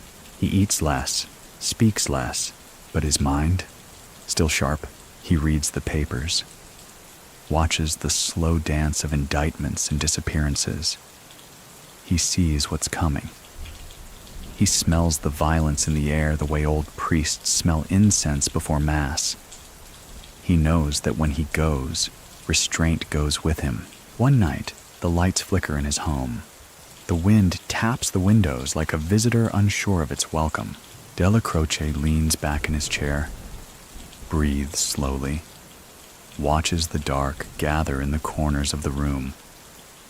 He knows what's waiting, but he's not afraid, because he never ran from death. He just refused to let it speak first. One historical fact that now looms large. On December 2nd, 1985, Aniello Dellacroce dies of cancer in his Staten Island home. No fanfare, no final command, just silence. The kind that pulls oxygen from the room. The Gambino family is shattered within 3 weeks. Gotti moves, Castellano falls. But for now, for this breath, the monk is still alive, still watching, still holding the family together, not with orders, but with absence withheld. The FBI, hearing whispers of Dellacroce's decline, prepare contingency plans. Surveillance increases. Warrants wait. But it's all theater. They know. Once Dellacroce is gone, the game changes entirely. Inside the Ravenite, his chair is left empty for a full week. No one sits in it. No one speaks too loud, not because they're waiting for his return, but because they don't know how to fill the silence he'll leave behind. On the morning of December 2nd, 1985, Staten Island wakes under a gray sky, the kind that feels like a held breath. Cold wind whispers down narrow streets, brushing past chain-link fences and rows of identical mailboxes. Somewhere inside a modest colonial home tucked among the evergreens, Aniello Dellacroce exhales for the final time. No entourage, no priest, no warnings. Just the soft ticking of a grandfather clock and the muffled hum of a distant car engine passing by. The silent monk is dead. There's no siren, no announcement, no candles. His death isn't registered in headlines until much later. But across the boroughs, something shifts. Capos feel it in their bones. Crews pause during collections. Even the Ravenite goes unusually still that day. No coffee poured, no whispered jokes. Just that awful, echoing absence. Because they all know what's coming. Dellacroce was not just a man. He was a buffer. Between Castellano and the streets. Between Gotti and impulse. Between history and the fire of the future. Now there's nothing standing between them. The first to hear officially is Gotti. He's told by one of his closest confidants. A quiet word in a parked car outside a Queen's diner. Gotti doesn't react at first. Just stares out the windshield, the condensation smearing reflections across his face. Then a single nod. Not mourning, not surprise. Readiness. Many people still think that Gotti had already begun planning Castellano's downfall long before Dellacroce died, but wouldn't move until the old man was gone. So what do you think? Was it respect or strategic patience? Back at Tot Hill, Paul Castellano receives the news from a distance. He doesn't attend the funeral, claims health reasons, security concerns, prior commitments. But the soldiers notice. They all notice. In their world, absence isn't just impolite. It's an insult, a decision. Dellacroce is laid to rest in a simple ceremony. No headlines, no 20-car processions. The attendance is quiet, though powerful. old capos in black coats, soldiers with folded hands and locked jaws. Some bring flowers, some bring regrets. Gotti brings nothing but his silence. He stands near the rear of the service, doesn't cry, doesn't speak, but he watches, not the casket, the faces, because now everything is about who blinks first. One historical fact: Castellano's failure to attend Dellacroce's funeral was widely seen within the family as the final fracture, an unforgivable display of arrogance. It signaled, intentionally or not, that Castellano had no intention of honoring the street half of the family that Dellacroce had kept loyal for decades. And so, the balance breaks. In the days following the funeral, Gotti begins moving with unusual speed and unusual quiet. Meetings held in unmarked garages, notes passed hand to hand, not shouted, not hinted at, just passed, like communion. Dellacroce's name doesn't come up, but his presence lingers in every decision. At the Ravenite, no one sits in his chair, not even Gotti. The club is quieter, more paranoid. Eyes flit more often to the windows. Conversations end mid-sentence, because without the monk, no one knows where the edge is anymore. Gotti doesn't fill the chair. He builds his own table. The old rules begin to bend. Dellacroce's protégés, especially those who served under him directly, now find themselves at a crossroads. Some double down on loyalty to Castellano, hoping tradition will prevail. Others begin drifting toward Gotti, sensing the weather, and still, the monk's memory holds. One soldier in the back of a Brooklyn bakery tells a friend, "Neil wouldn't want blood." The friend responds, "Neil's not here." Another whispers in the hall outside the Ravenite, "Everything held because he never blinked." To which a younger man replies, "Then close your eyes." The clock is ticking. Castellano grows nervous. Surveillance increases. He begins reorganizing crews, pulling in trusted relatives, firing warning shots through demotions and sideways threats. But it's too late. Dellacroce's silence had been a net holding everything taut. With him gone, that net has collapsed, and the weight is redistributing. Gotti makes one final visit to Staten Island, a week after the funeral. Not to the house, not to the grave, but to the street. He parks 2 blocks away, walks alone, stands across from Dellacroce's house in the fading afternoon light. The windows are dark, the curtains closed. He lights a cigarette, flicks the ashes toward the sidewalk, then whispers to no one in particular, "You'll hear it soon," and walks away. Because now Gotti isn't asking permission. He's carrying the echo. December winds howl through New York, like a warning too late to be heeded. The city's decorated for the holidays, lights strung across storefronts, wreaths on brownstone doors. But beneath the surface, in the alleys and corner clubs of Brooklyn and Queens, a different kind of countdown ticks louder. It's been just over 2 weeks since Aniello Dellacroce passed, and the fuse he kept smothered under decades of silence has finally caught flame. John Gotti, ever the tactician in street clothes, has stopped pretending. The grief, if he felt it, has been folded away neatly. He moves now with grim clarity. No more pacing, no more waiting. Dellacroce's death didn't just clear a path, it demanded one. Inside the Ravenite, there's still reverence. No one's filled Dellacroce's chair. His coffee mug, chipped at the rim, remains on the shelf. Someone dusts it, but never moves it. His name, spoken softly, still lowers the room's temperature. But loyalty has begun to take sides, and in the dark, Castellano makes his final mistake. Paul is feeling the heat. He knows Gotti's crew, especially the Bergen boys, are getting too loud, too independent.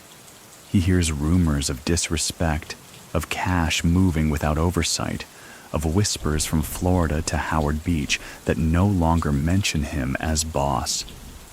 And he knows deep down, that Dellacroce was the only thing keeping those rumors from becoming action. So he plans to clean house. He tells a few close associates that Gotti needs to be reined in, possibly demoted, possibly more. He begins considering replacing him with a quieter capo, someone with less shine, less street loyalty. He doesn't know it yet, but every step he takes to protect himself is being watched and weighed. Many people still think that Castellano underestimated how deeply Gotti's influence had grown in the years Dellacroce protected him. So, what do you think? Was it arrogance, or just a fatal misreading of the room? Meanwhile, Gotti's crew tightens their circle. Sammy Gravano, Frank DeCicco, Angelo Ruggiero. They begin working not like mobsters, but like tacticians. Gotti doesn't rant. He doesn't scream. He holds meetings like war councils. The mood is solemn, precise, because they all know what Dellacroce would have demanded. Clean, fast, final. And what he would have forbidden? Sloppy. So they plan accordingly. One historical fact FBI records later confirmed. Gotti's team surveilled Castellano for days leading up to the hit, noting routines, guards, and weak points. They even timed the walk from car door to steakhouse entrance. 4 seconds. That's how long it would take. 4 seconds to change everything. But before that night arrives, there's one final beat of calm. December 14th, 1985. A Saturday. Cold, quiet. Gotti stands on a rooftop in Queens, looking out over the city. A cigarette hangs from his lips. The skyline glows. Behind him, the men wait. He turns and says, "No celebration after, no noise. We don't become what we're fixing." It's the closest thing he gives to a prayer, because this is not about glory. It's about balance restored. On December 16th, Paul Castellano has dinner plans. Sparks Steakhouse, Midtown Manhattan. The reservation is made. The table set. The snow beginning to collect on the sidewalk. Castellano arrives in a Lincoln with Thomas Bilotti, his new underboss. They park, step out, and the world, for a few seconds, goes utterly still. Then 4 figures move from across the street. No words, no screams, just 14 bullets. 4 seconds, and the Gambino family changes hands. Dellacroce doesn't witness it, but it happens in his shadow. The hit isn't messy, it's fast, surgical, the way Dellacroce would have wanted. Gotti doesn't pull the trigger himself. He doesn't need to. His fingerprints are philosophical, not physical. The newspapers explode. 2 men gunned down outside a steakhouse in broad daylight. Mafia chaos. Mob power vacuum. New York on alert. But inside the Ravenite, the air changes. Gotti walks in. Sits, not in Dellacroce's chair, but nearby. Men come to him now. Quietly. Automatically. There's no vote.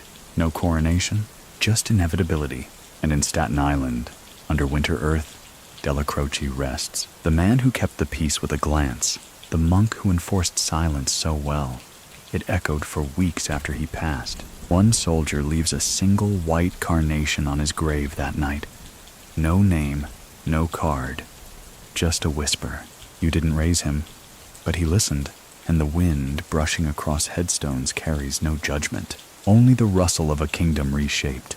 The city barely has time to finish whispering about the blood on the sidewalk outside Sparks Steakhouse before the Gambino family adjusts. Fluid, like water finding the crack in a dam, with Paul Castellano and Thomas Bilotti laid out beneath sheets. The headlines cry chaos, but inside the family, there's nothing but swift, silent order. John Gotti steps into power with the calm of someone who'd been seated at the throne in his mind long before the crown dropped. There's no parade, no announcement, just presence. And everyone who matters understands immediately. The age of the suit and tie dawn is over. Now comes the street. But what no one says aloud, not even Gotti himself, is that every move he's making now still happens under the watchful eyes of a man no longer alive, Aniello Dellacroce. The monk might be gone, but the architecture of the Gambino machine still bears his fingerprints. Gotti doesn't pretend otherwise. In fact, in private, he honors the man more than he honors the hit that made him boss. At the Ravenite, Dellacroce's chair remains empty. Gotti never touches it. He has his own seat now, yes, but he doesn't dare step into that space. He knows the weight it carries. That chair isn't just furniture. It's a relic, a monument, a daily reminder that power without restraint is just noise with a death sentence. Many people still think that Gotti modeled his early reign not on Castellano, but on Dellacroce, mirroring his blend of decisiveness and presence, minus the silence. So what do you think? Was Gotti paying homage, or picking and choosing from the past his closest men, Sammy Gravano, Frank DeSico? Notice this balance in their new boss. He may laugh louder, dress sharper, smile wider, but there's something almost monastic in the way he measures out punishment. He doesn't explode. He chooses. And that choice, that quiet pause before a command, is pure Dellacroce. Even when Gotti meets with other bosses, he references Neil like scripture. Neil wouldn't have let that go. Neil would have handled it cleaner. Neil didn't talk. Why are you? The monk becomes a kind of ghost chancellor to the new administration, invoked when needed, revered even by those who never met him. At Dellacroce's grave, visits increase. Quiet ones. Soldiers come alone, usually at dusk. They kneel, touch the stone, say nothing. One captain leaves a pack of Pall Malls and a single matchbook. Another leaves a copy of the Daily News, folded to the obituary section with a corner dog-eared. They come not for prayer, but for grounding, because Gotti may be the boss now, but Dellacroce remains the barometer. Inside the FBI, reactions are divided. Some agents celebrate the chaos, believing Gotti's brash style will make him easier to catch. Others mourn the loss of Dellacroce, not because they respected him, but because they understood him. He was predictable, contained, a man who believed in the system, even if that system was built on crime. One senior agent writes in a memo, "With Dellacroce gone, the streets lose their last firewall. The new boss plays to crowds. The old one played to silence." But not all was clean behind the curtain. Inside Gotti's own ranks, cracks begin to show. Money flows fast, but loyalty gets tested under the weight of increased scrutiny.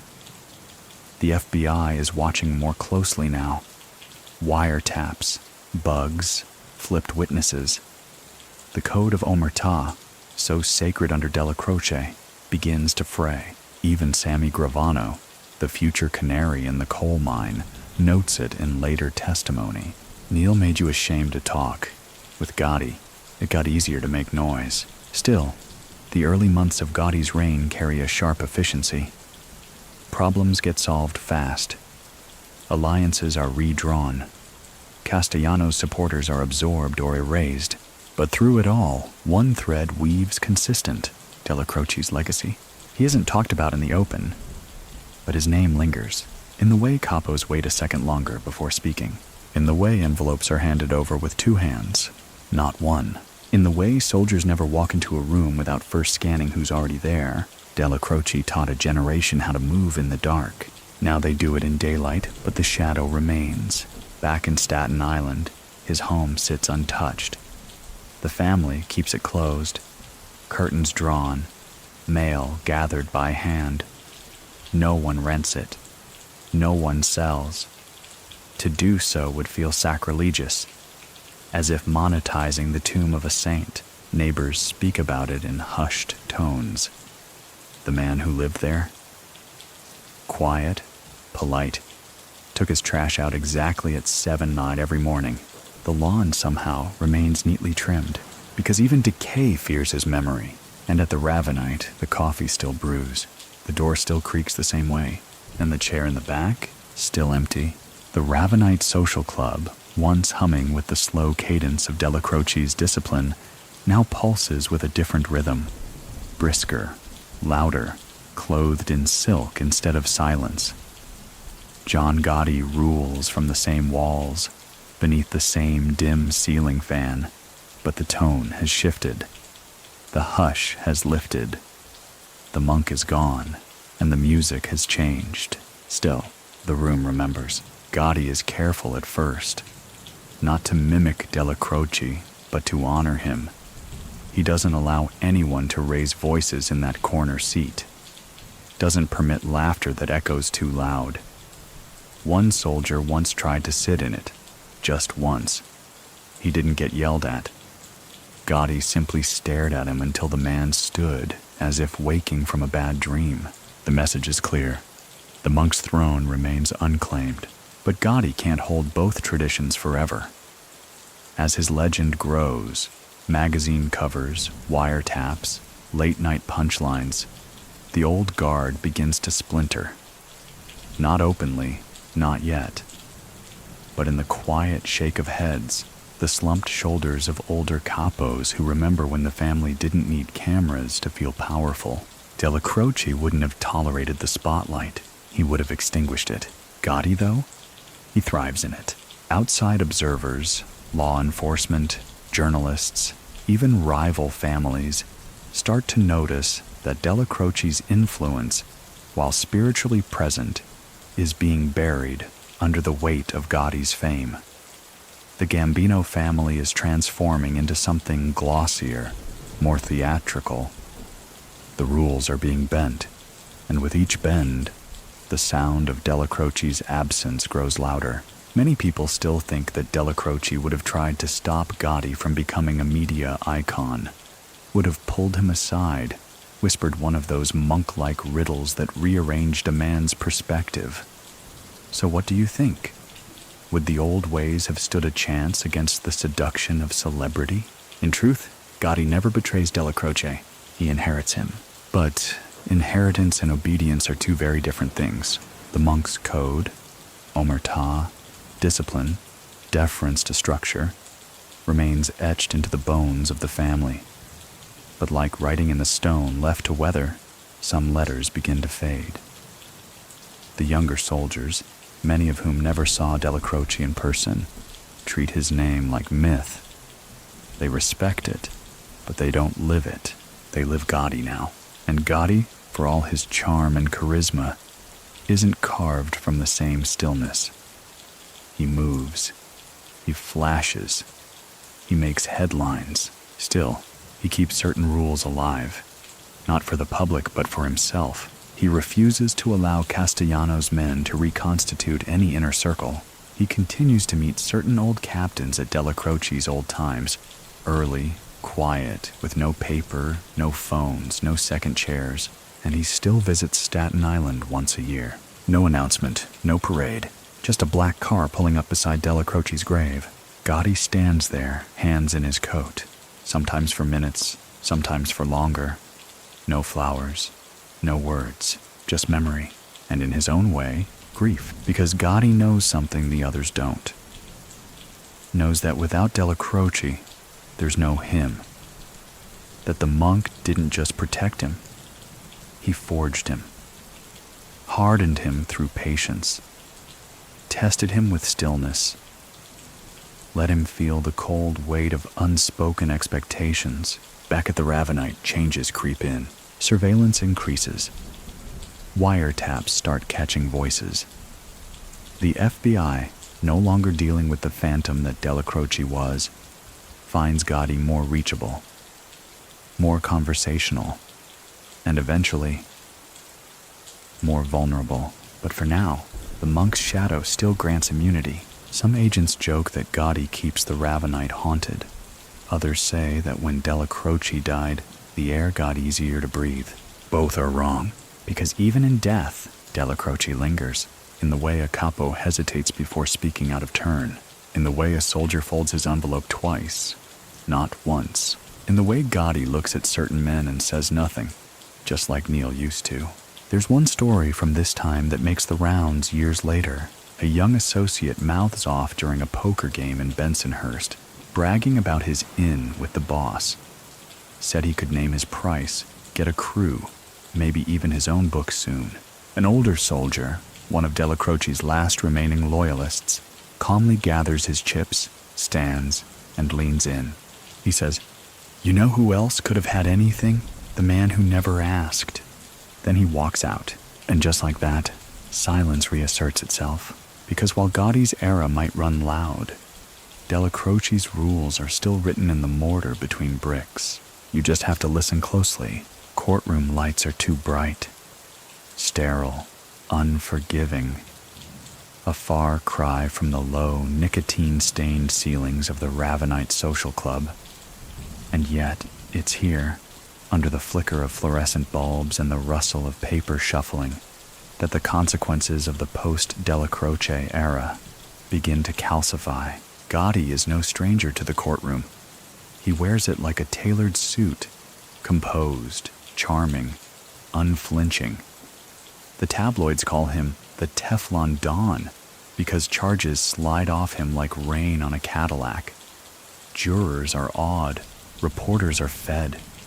The courtroom gallery becomes theater, but in the rows behind him, among the attorneys, marshals, and FBI agents, Dellacroce's ghost is watching, not because the monk believed in the law, but because he understood its gravity. See, Dellacroce avoided courtrooms not by magic or luck, but by structure. He lived beneath the radar, behind the curtain. His world was precision and silence. He didn't need cameras or smiles. He needed absence. Gotti, on the other hand, is becoming a master of presence. In one trial, Gotti walks into the courtroom in a camel hair coat and an Armani suit, winking at the cameras. The jurors can't decide if he's dangerous or dazzling. One prosecutor mutters, "He's not on trial. He's on parade." The verdict? Not guilty. Another trial, same rhythm. Jury tampering is suspected. Bribes whispered about in basement bars. The government fumes. But Gotti walks. Many people still think that if Dellacroce were alive, Gotti would have never allowed himself to become so visible, so exposed. So what do you think? Would the monk have reined in the show, or stepped away and let the drama consume itself? One historical fact remains. During Dellacroce's decades in the family, he never once faced a televised trial. His name may have been spoken in courtrooms, but his face, rarely. Gotti appears in headlines weekly, and it begins to wear thin. Inside the Ravenite, the rhythm shifts again. The reverent silence surrounding Dellacroce's chair grows brittle. It's no longer a space of reflection. It's a reminder of what was, what held, what protected. Older capos feel it. They sip coffee in silence, watching younger men argue, brag, flash cash like playing cards. The quiet no longer commands the room. Noise does, but Gotti still tries, in his way, to hold on to pieces of the old code. He doesn't allow certain words to be spoken. He still punishes those who embarrass the family publicly. He speaks of Dellacroce often, always with respect, always in the low tone reserved for something sacred. Once, after a heated dispute between two captains, Gotti ends the argument with a single sentence. "Neil would have cracked your skulls just for raising your voices." The room stills, because even now, even years later, invoking Dellacroce is like drawing a line across the floor, and no one, not even Gotti, dares cross it casually. Meanwhile, the FBI sharpens its blades. They aren't just chasing crimes. They're studying culture. Dellacroce's era was difficult to infiltrate because of its insularity. Now, with the flash and loosened tongues, the Bureau finds cracks. Gotti's men talk more, leave trails, attend parties with people they shouldn't. One agent writes in a memo, Dellacroce was the wall, Gotti is the window. Surveillance increases. Hidden microphones sprout like weeds in backrooms and car dashboards. Wiretaps capture casual threats, sloppy boasts, careless names. Gotti's own voice, gravelly, charismatic, is caught on tape more than once, and through it all, the monk's teachings are invoked like prayers to a saint no one quite believes in anymore. The tension builds. Sammy Gravano, Gotti's most trusted underboss, begins to worry. He sees the cases mounting, the whispers tightening. He's no coward, but he's no fool. Dellacroce's shadow still hangs in his memory like a cross above a doorframe. But now, it doesn't feel protective. It feels final. One evening, Gravano sits alone in a diner booth, remembering the way Dellacroce used to nod after a decision. Not to invite agreement, but to declare closure. Gotti doesn't nod. He persuades, convinces, pushes, and slowly, Gravano begins to shift. Dellacroce would have seen it, would have sensed the unease before it surfaced, but Dellacroce is gone, and in his absence, gravity weakens. One final tale floats through the ranks, a rumor really, that in the weeks before he flipped, Gravano visited Dellacroce's grave under cover of night. He didn't speak, didn't leave flowers, just stood there, one hand on the cold headstone, as if waiting for silence to answer a question, but silence, by then, had nothing left to give. The fall begins not with a bullet, but with a sentence, spoken behind locked doors and padded walls by a man whose name had once been inked beneath Gotti's most trusted orders. Sammy Gravano flips. In 1991, after decades of loyalty, dozens of contracts, and 1,000 meals shared in whispered trust, Gravano becomes the highest-ranking member of the American mafia to cooperate with the federal government. And just like that, the Gambino family, once the sturdiest pillar in the underworld, begins to tilt.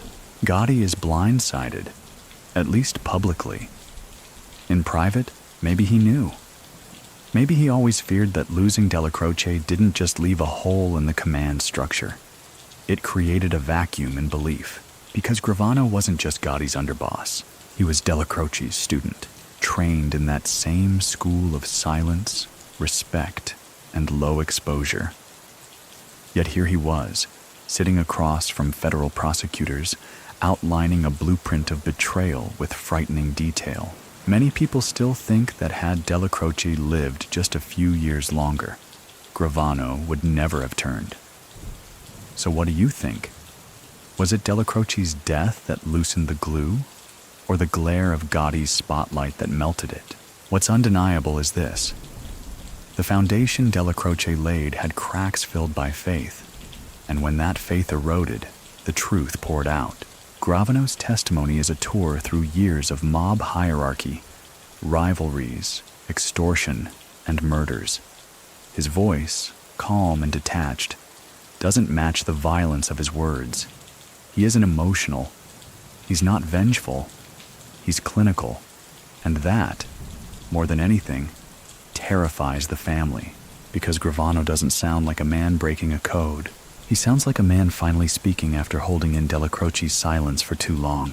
The courtroom becomes his confessional, and Gotti, the once infallible Teflon Don, starts to feel the walls buckle.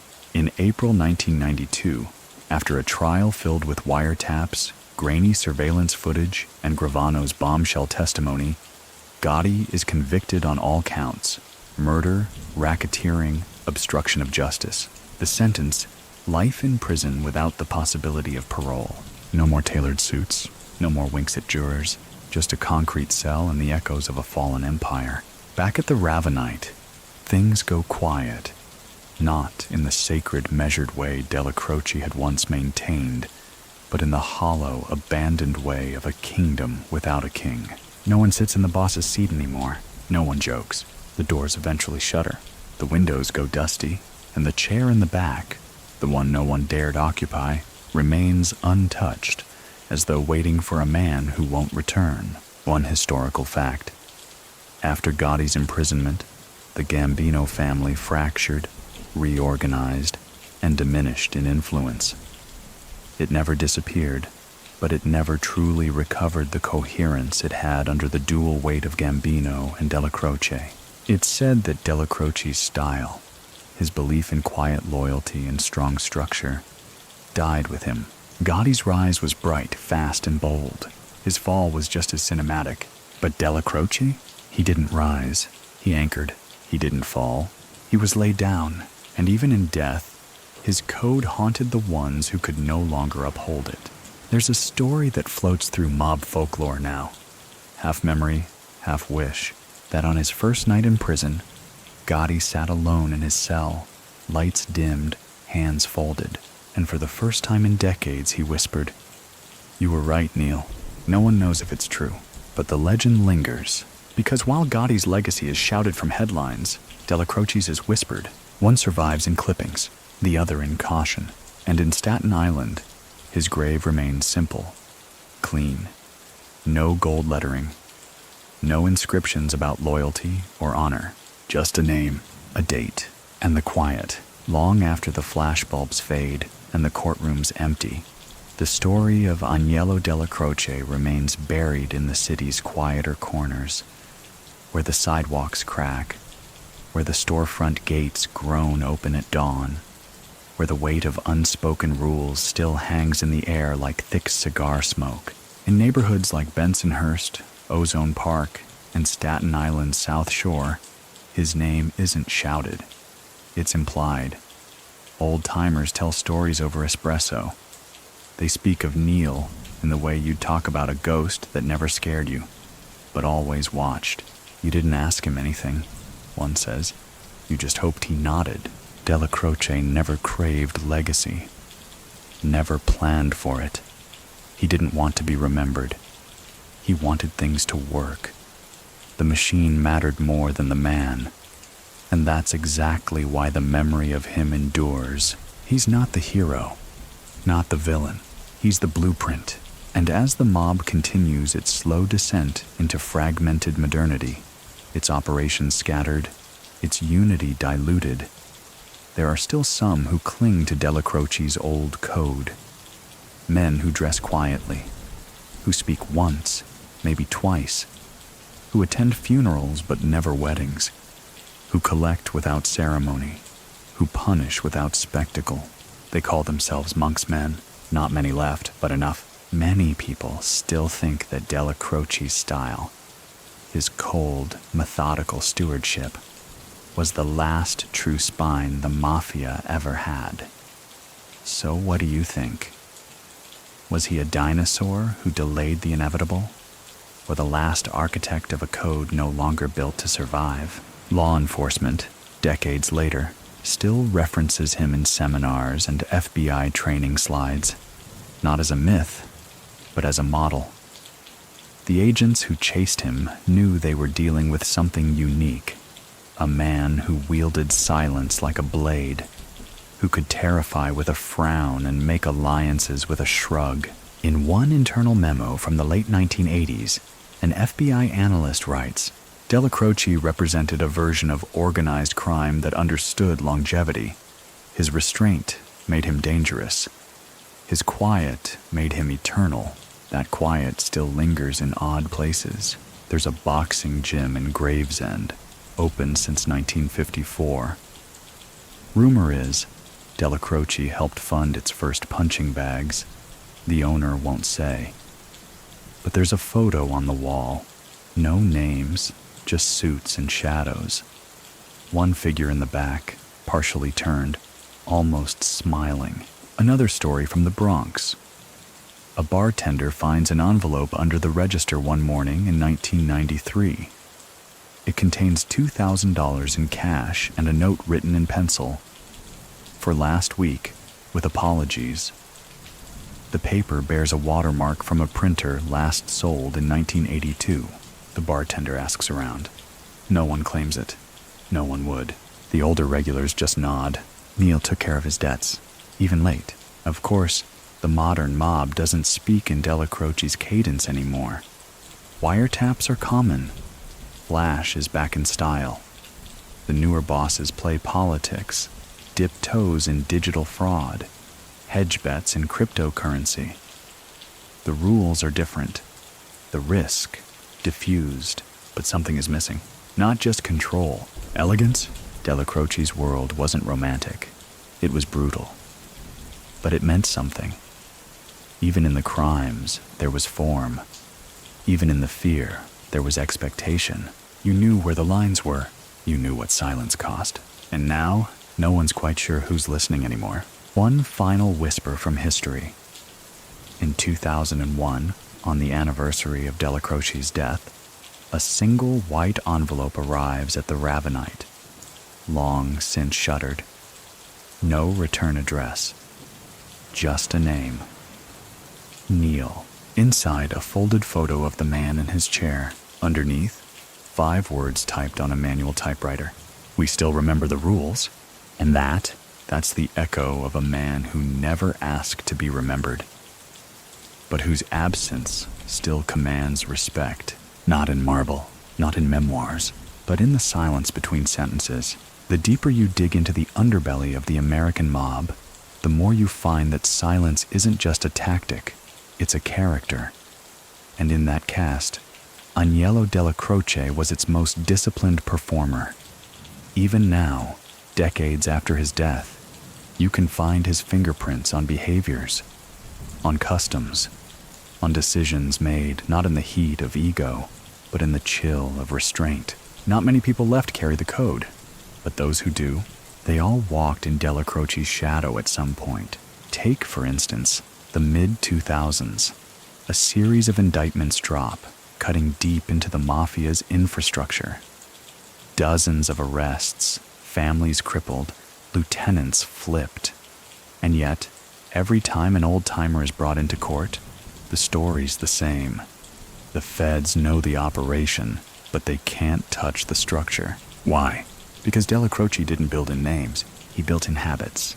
Routines that didn't leave trails, orders that didn't echo, rules that whispered instead of barked. The agents who chased him in the 70s and 80s eventually retired, many of them admitting, off the record, that Dellacroce was the one we could never quite touch. Not because he outsmarted them, but because he never gave them anything to see. One veteran prosecutor said, "You could throw 100 subpoenas at him, and you'd still only have a shrug." He didn't fight the system. He just lived beneath its radar like a submarine. No lights, no surface breaks. Many people still think that Dellacroce operated like an old general who had memorized every inch of the battlefield and never needed to draw his sword. So what do you think? Was his silence strength, or just armor that cracked after he left the field? Back inside the circles that remain, the dinners in back rooms, the card games in clubs hidden behind storefronts, his name still floats. Not as a threat, but as a standard. One young associate, just stepping into the business, reportedly asked his capo in 2015, "Why do they keep talking about this guy Neil?"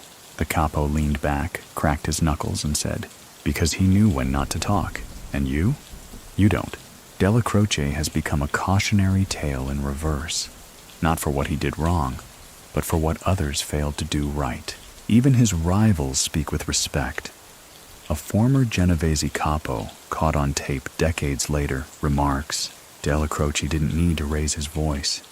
He just looked at you like you disappointed God." There's a story that in 2010, a man walked into a bar in Staten Island with a scar across his cheek and a glass eye, sat at the corner, ordered a coffee. The bartender didn't recognize him, but one of the older patrons did. He walked over, placed a napkin in front of the man, said nothing. The man nodded, wiped the edge of his glass. They didn't speak Dellacroce's name, but everyone in the bar went quiet, because in certain circles, he is still present. He's in the way envelopes are folded twice, never once.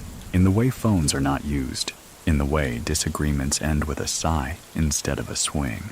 Even in the modern world, with surveillance more advanced, loyalty harder to come by, and the code cracked in more places than it holds, there are still those who operate the way he did, quietly, deliberately.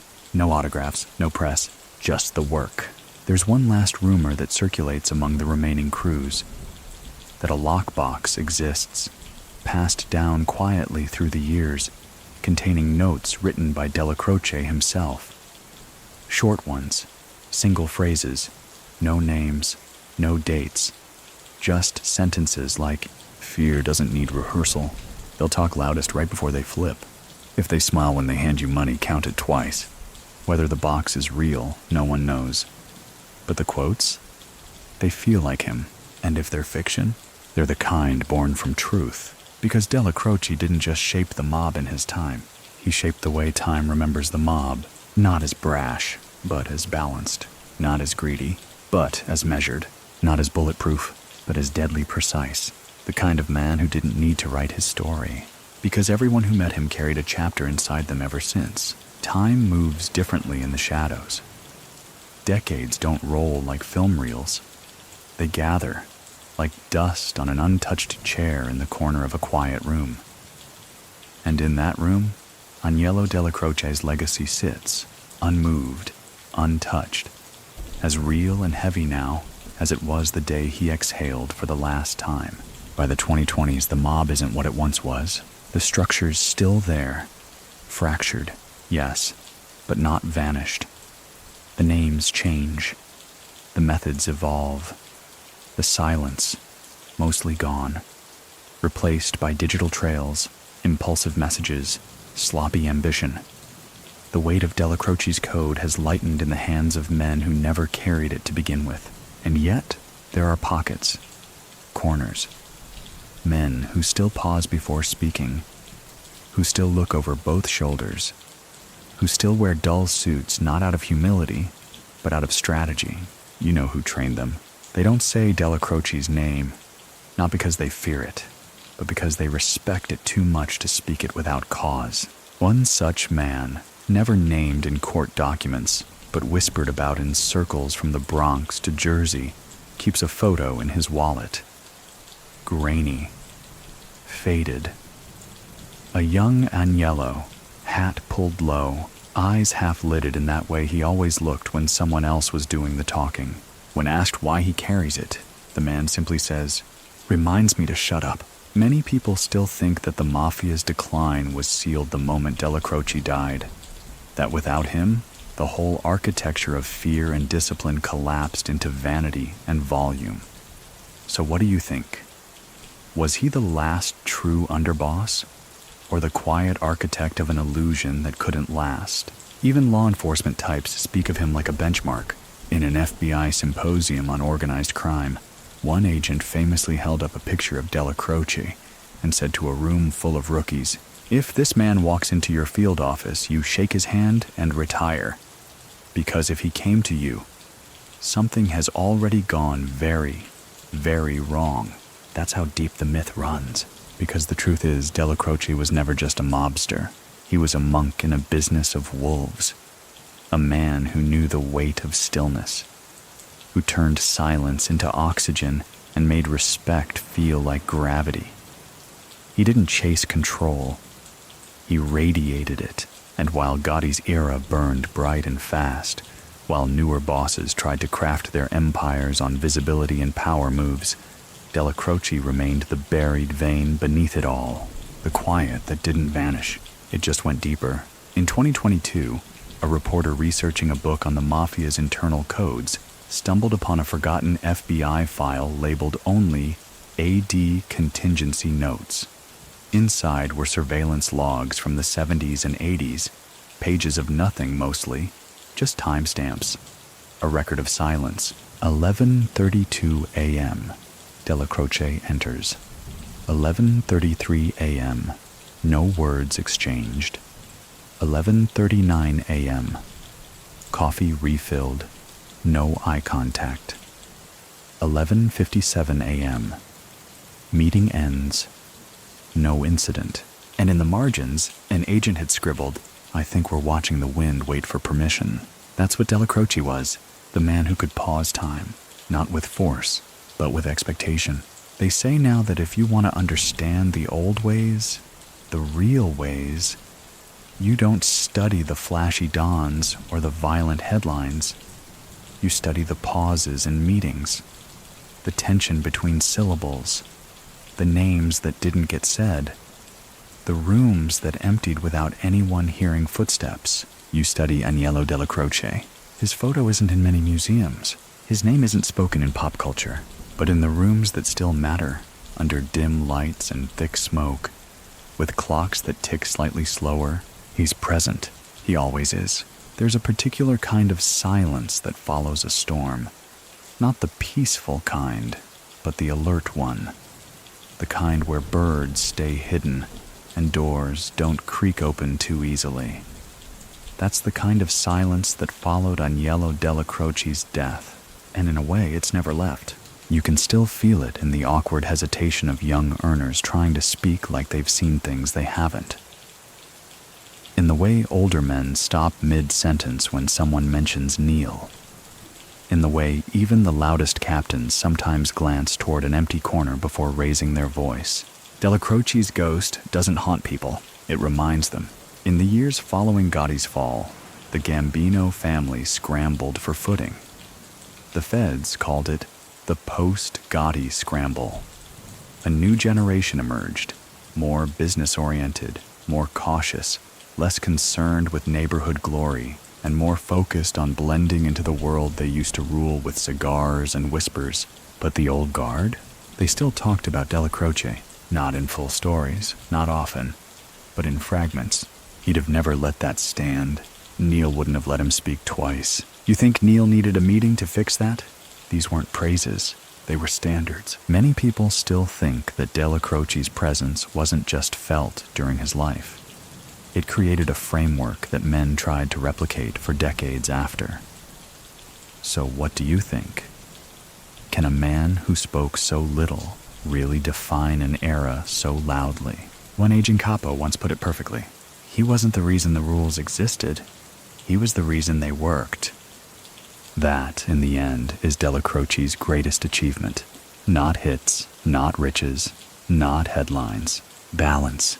He was the hand that steadied the tray when the wine sloshed too close to the edge. The gaze that stopped a mistake before it turned into a war.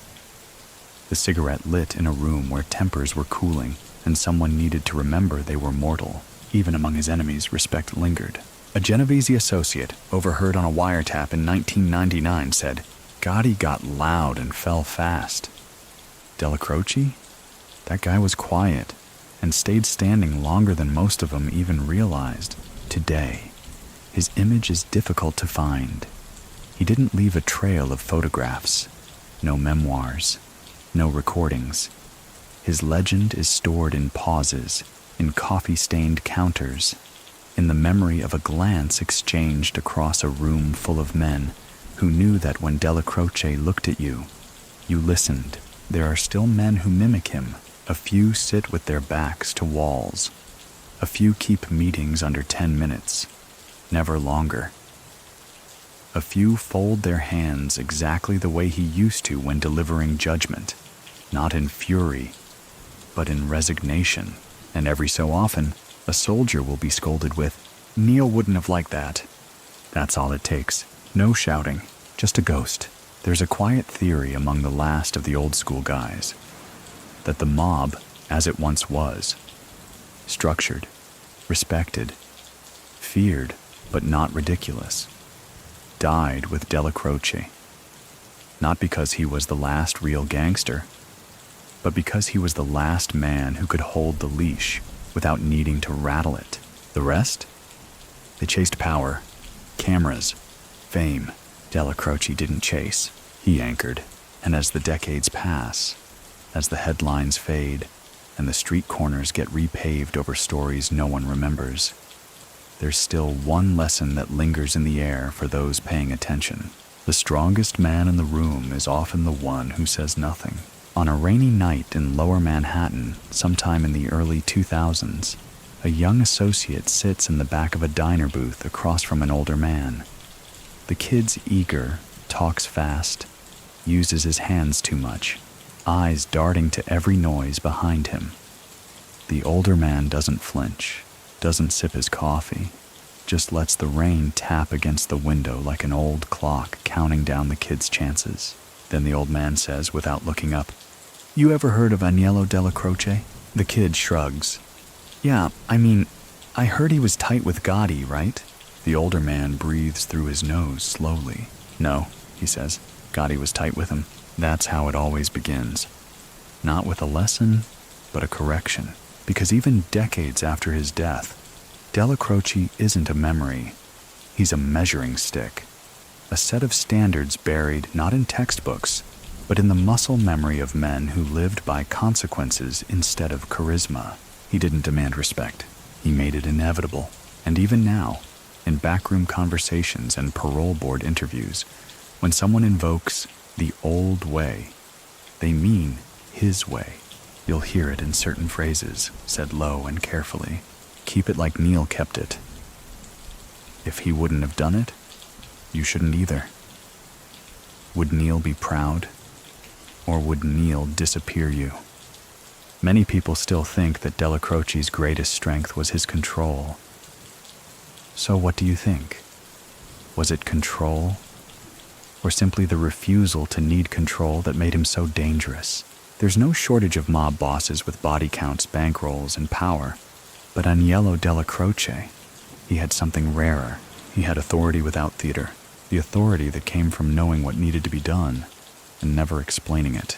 A priest who once administered last rites to 3 different men tied to the Gambino family said that only one of them looked at peace. The quietest one. The one who didn't confess much. The one who simply nodded when asked if he was ready. Dellacroce didn't beg for forgiveness.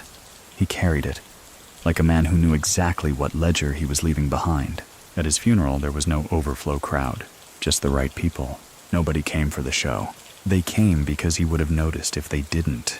The chapel air was heavy with silence, the kind that weighed more than grief. Gotti stood near the back. Gravano was there too, somewhere in the rows. Some made eye contact. Most didn't. The only words that hung in the air came from a eulogy that never used his full name. Just Neil, because in that room, they didn't need more. He was the man who never asked for allegiance. He just commanded it by being there. And now, decades later, the places he once moved through are fading. The Ravenite social club is long gone. The sidewalk has been repaved, the windows above replaced with frosted glass. The door is still there, but the bell no longer chimes. Still, sometimes older men walk past it and hesitate. Not long, just long enough. Then they move on. But you know what they're thinking, because Dellacroce's mark wasn't in territory. It wasn't in cash. It was in conduct. The way people stood when he entered. The way voices softened.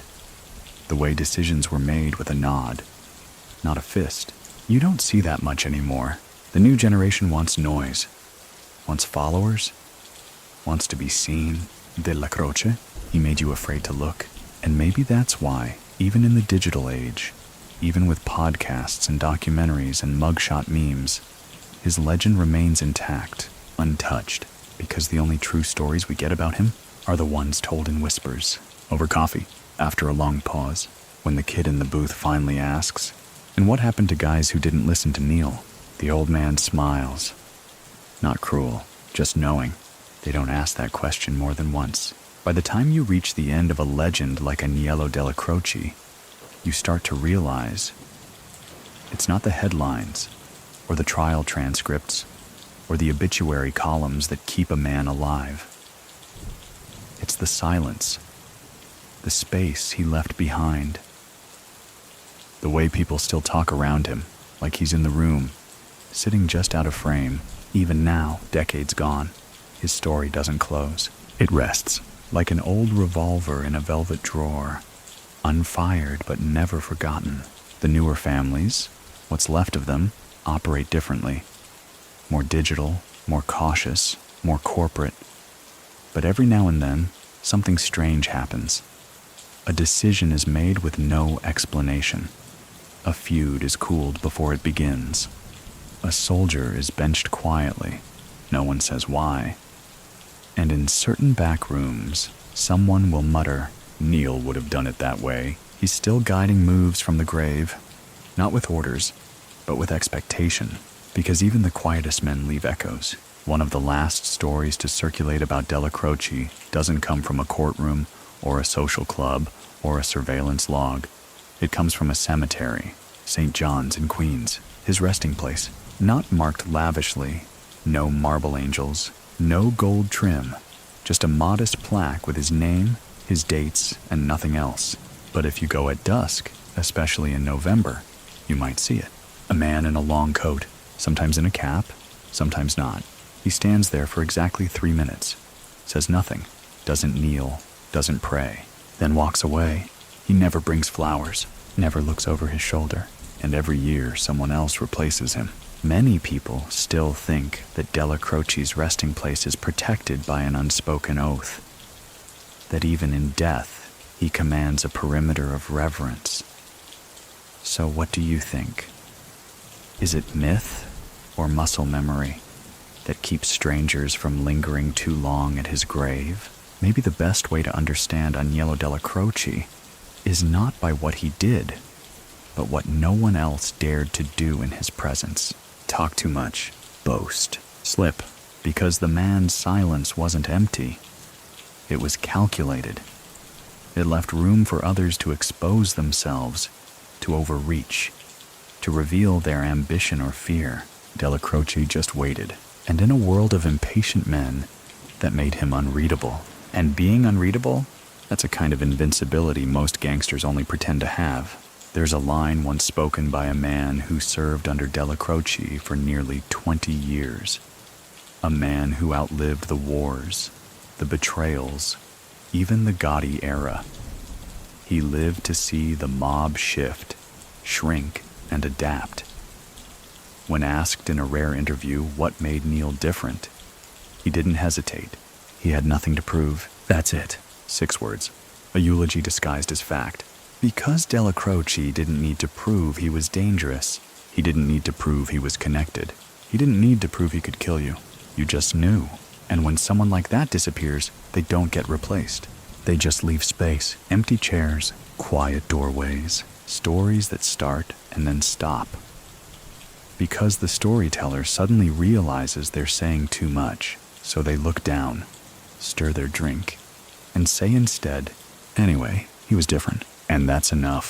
In the end, Aniello Dellacroce fades not with a bang, not with a trial, not even with the usual mobster's curtain call of betrayal and bullets, but with a breath. A man who once held the leash on New York's underworld dies in his sleep, in his Staten Island home, surrounded by no headlines, no press, no chaos, just stillness. It's poetic, really.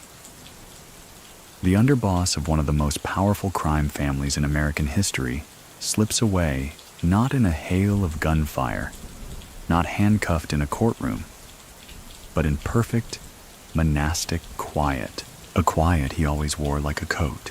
The wake is small, select. The right people show, not all, but enough.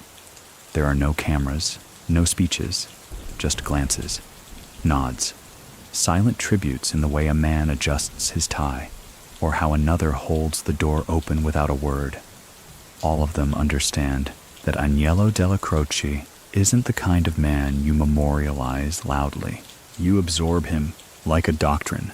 The aftermath, though, is loud, just not right away. John Gotti rises quickly after Dellacroce's death. That very same year, Paul Castellano is gunned down in front of Sparks' Steakhouse. The timing is too clean, the execution too smooth. Most believe Dellacroce's death removed the last real leash holding Gotti back. Many people still think that if Dellacroce had lived even 6 months longer, Castellano wouldn't have died on that cold Manhattan sidewalk. So what do you think? Could one more breath from Neil have changed the entire fate of the Gambino family? The debate never ends. Historians, mob writers, former feds, they all trace the line back to Dellacroce's passing. That moment where structure gave way to spectacle, where discipline drowned under the flash of expensive suits and open declarations of dominance. It wasn't that Gotti was the opposite of Dellacroce. It's that Dellacroce would never have allowed Gotti's version of the mob to rise unchecked, not because of ego, but because of math. Dellacroce knew exactly how much noise a system could carry before it broke. And Gotti turned it into a stage show, one that thrilled the streets but terrified the boardrooms. The old-timers bristled, the feds salivated, the balance was gone, and Dellacroce gone with it, but not forgotten. Even now, his methods survive, like the taste of a forgotten recipe someone still knows how to cook. Not many, but a few. An aging bookmaker in New Jersey still arranges his slips the way Neil taught him. Clean, clipped, left in a sealed envelope on the second shelf behind the sugar cans. A quiet earner in Bensonhurst still double-checks every voicemail for ambient noise, because Neil said the real threat was what you didn't hear. A former consigliere once told a reporter, "The problem with these new guys, they read Machiavelli. Neil lived it. And somewhere, someone still folds a $100 bill twice before sliding it across the table, not because it matters to the deal, but because it's how he used to do it. And they remember. And they want to be remembered too. So tonight, if you're still with us, if you've drifted into that in-between space where memory and shadow blur, think about this. The most dangerous man in the American mob wasn't the loudest. He was the one you never heard coming, the one who didn't need to speak to lead, the one who could pause a room with a breath. Aniello Dellacroce wasn't just a gangster. He was a ghost the mob still answers to. So now, as the final echoes of our journey settle into the quiet corners of your room, let's take one last breath alongside the man they called the monk. Not because he prayed, but because he understood silence. Imagine him now, seated in that old wooden chair, one hand resting on the table, the other wrapped gently around a coffee cup gone cold. Outside, the city stirs in soft murmurs. A cab glides past. A dog barks once, then falls quiet. And somewhere, far from noise and flash, a man closes his eyes knowing the world still turns exactly as it should, because someone like him once kept the gears in check. Let your mind float a little. Let the tension melt from your shoulders. The streets are calm now. The rules are tucked in their places. The ghosts of the past watch but do not haunt. And the quiet isn't heavy. It's comforting, familiar, like a thick blanket pulled up just beneath the chin. You've heard the story. You've seen the shadows move. Now let the silence do its work. Rest easy, friend. The city may be noisy tomorrow, but for now, it sleeps, just like Neil always wanted.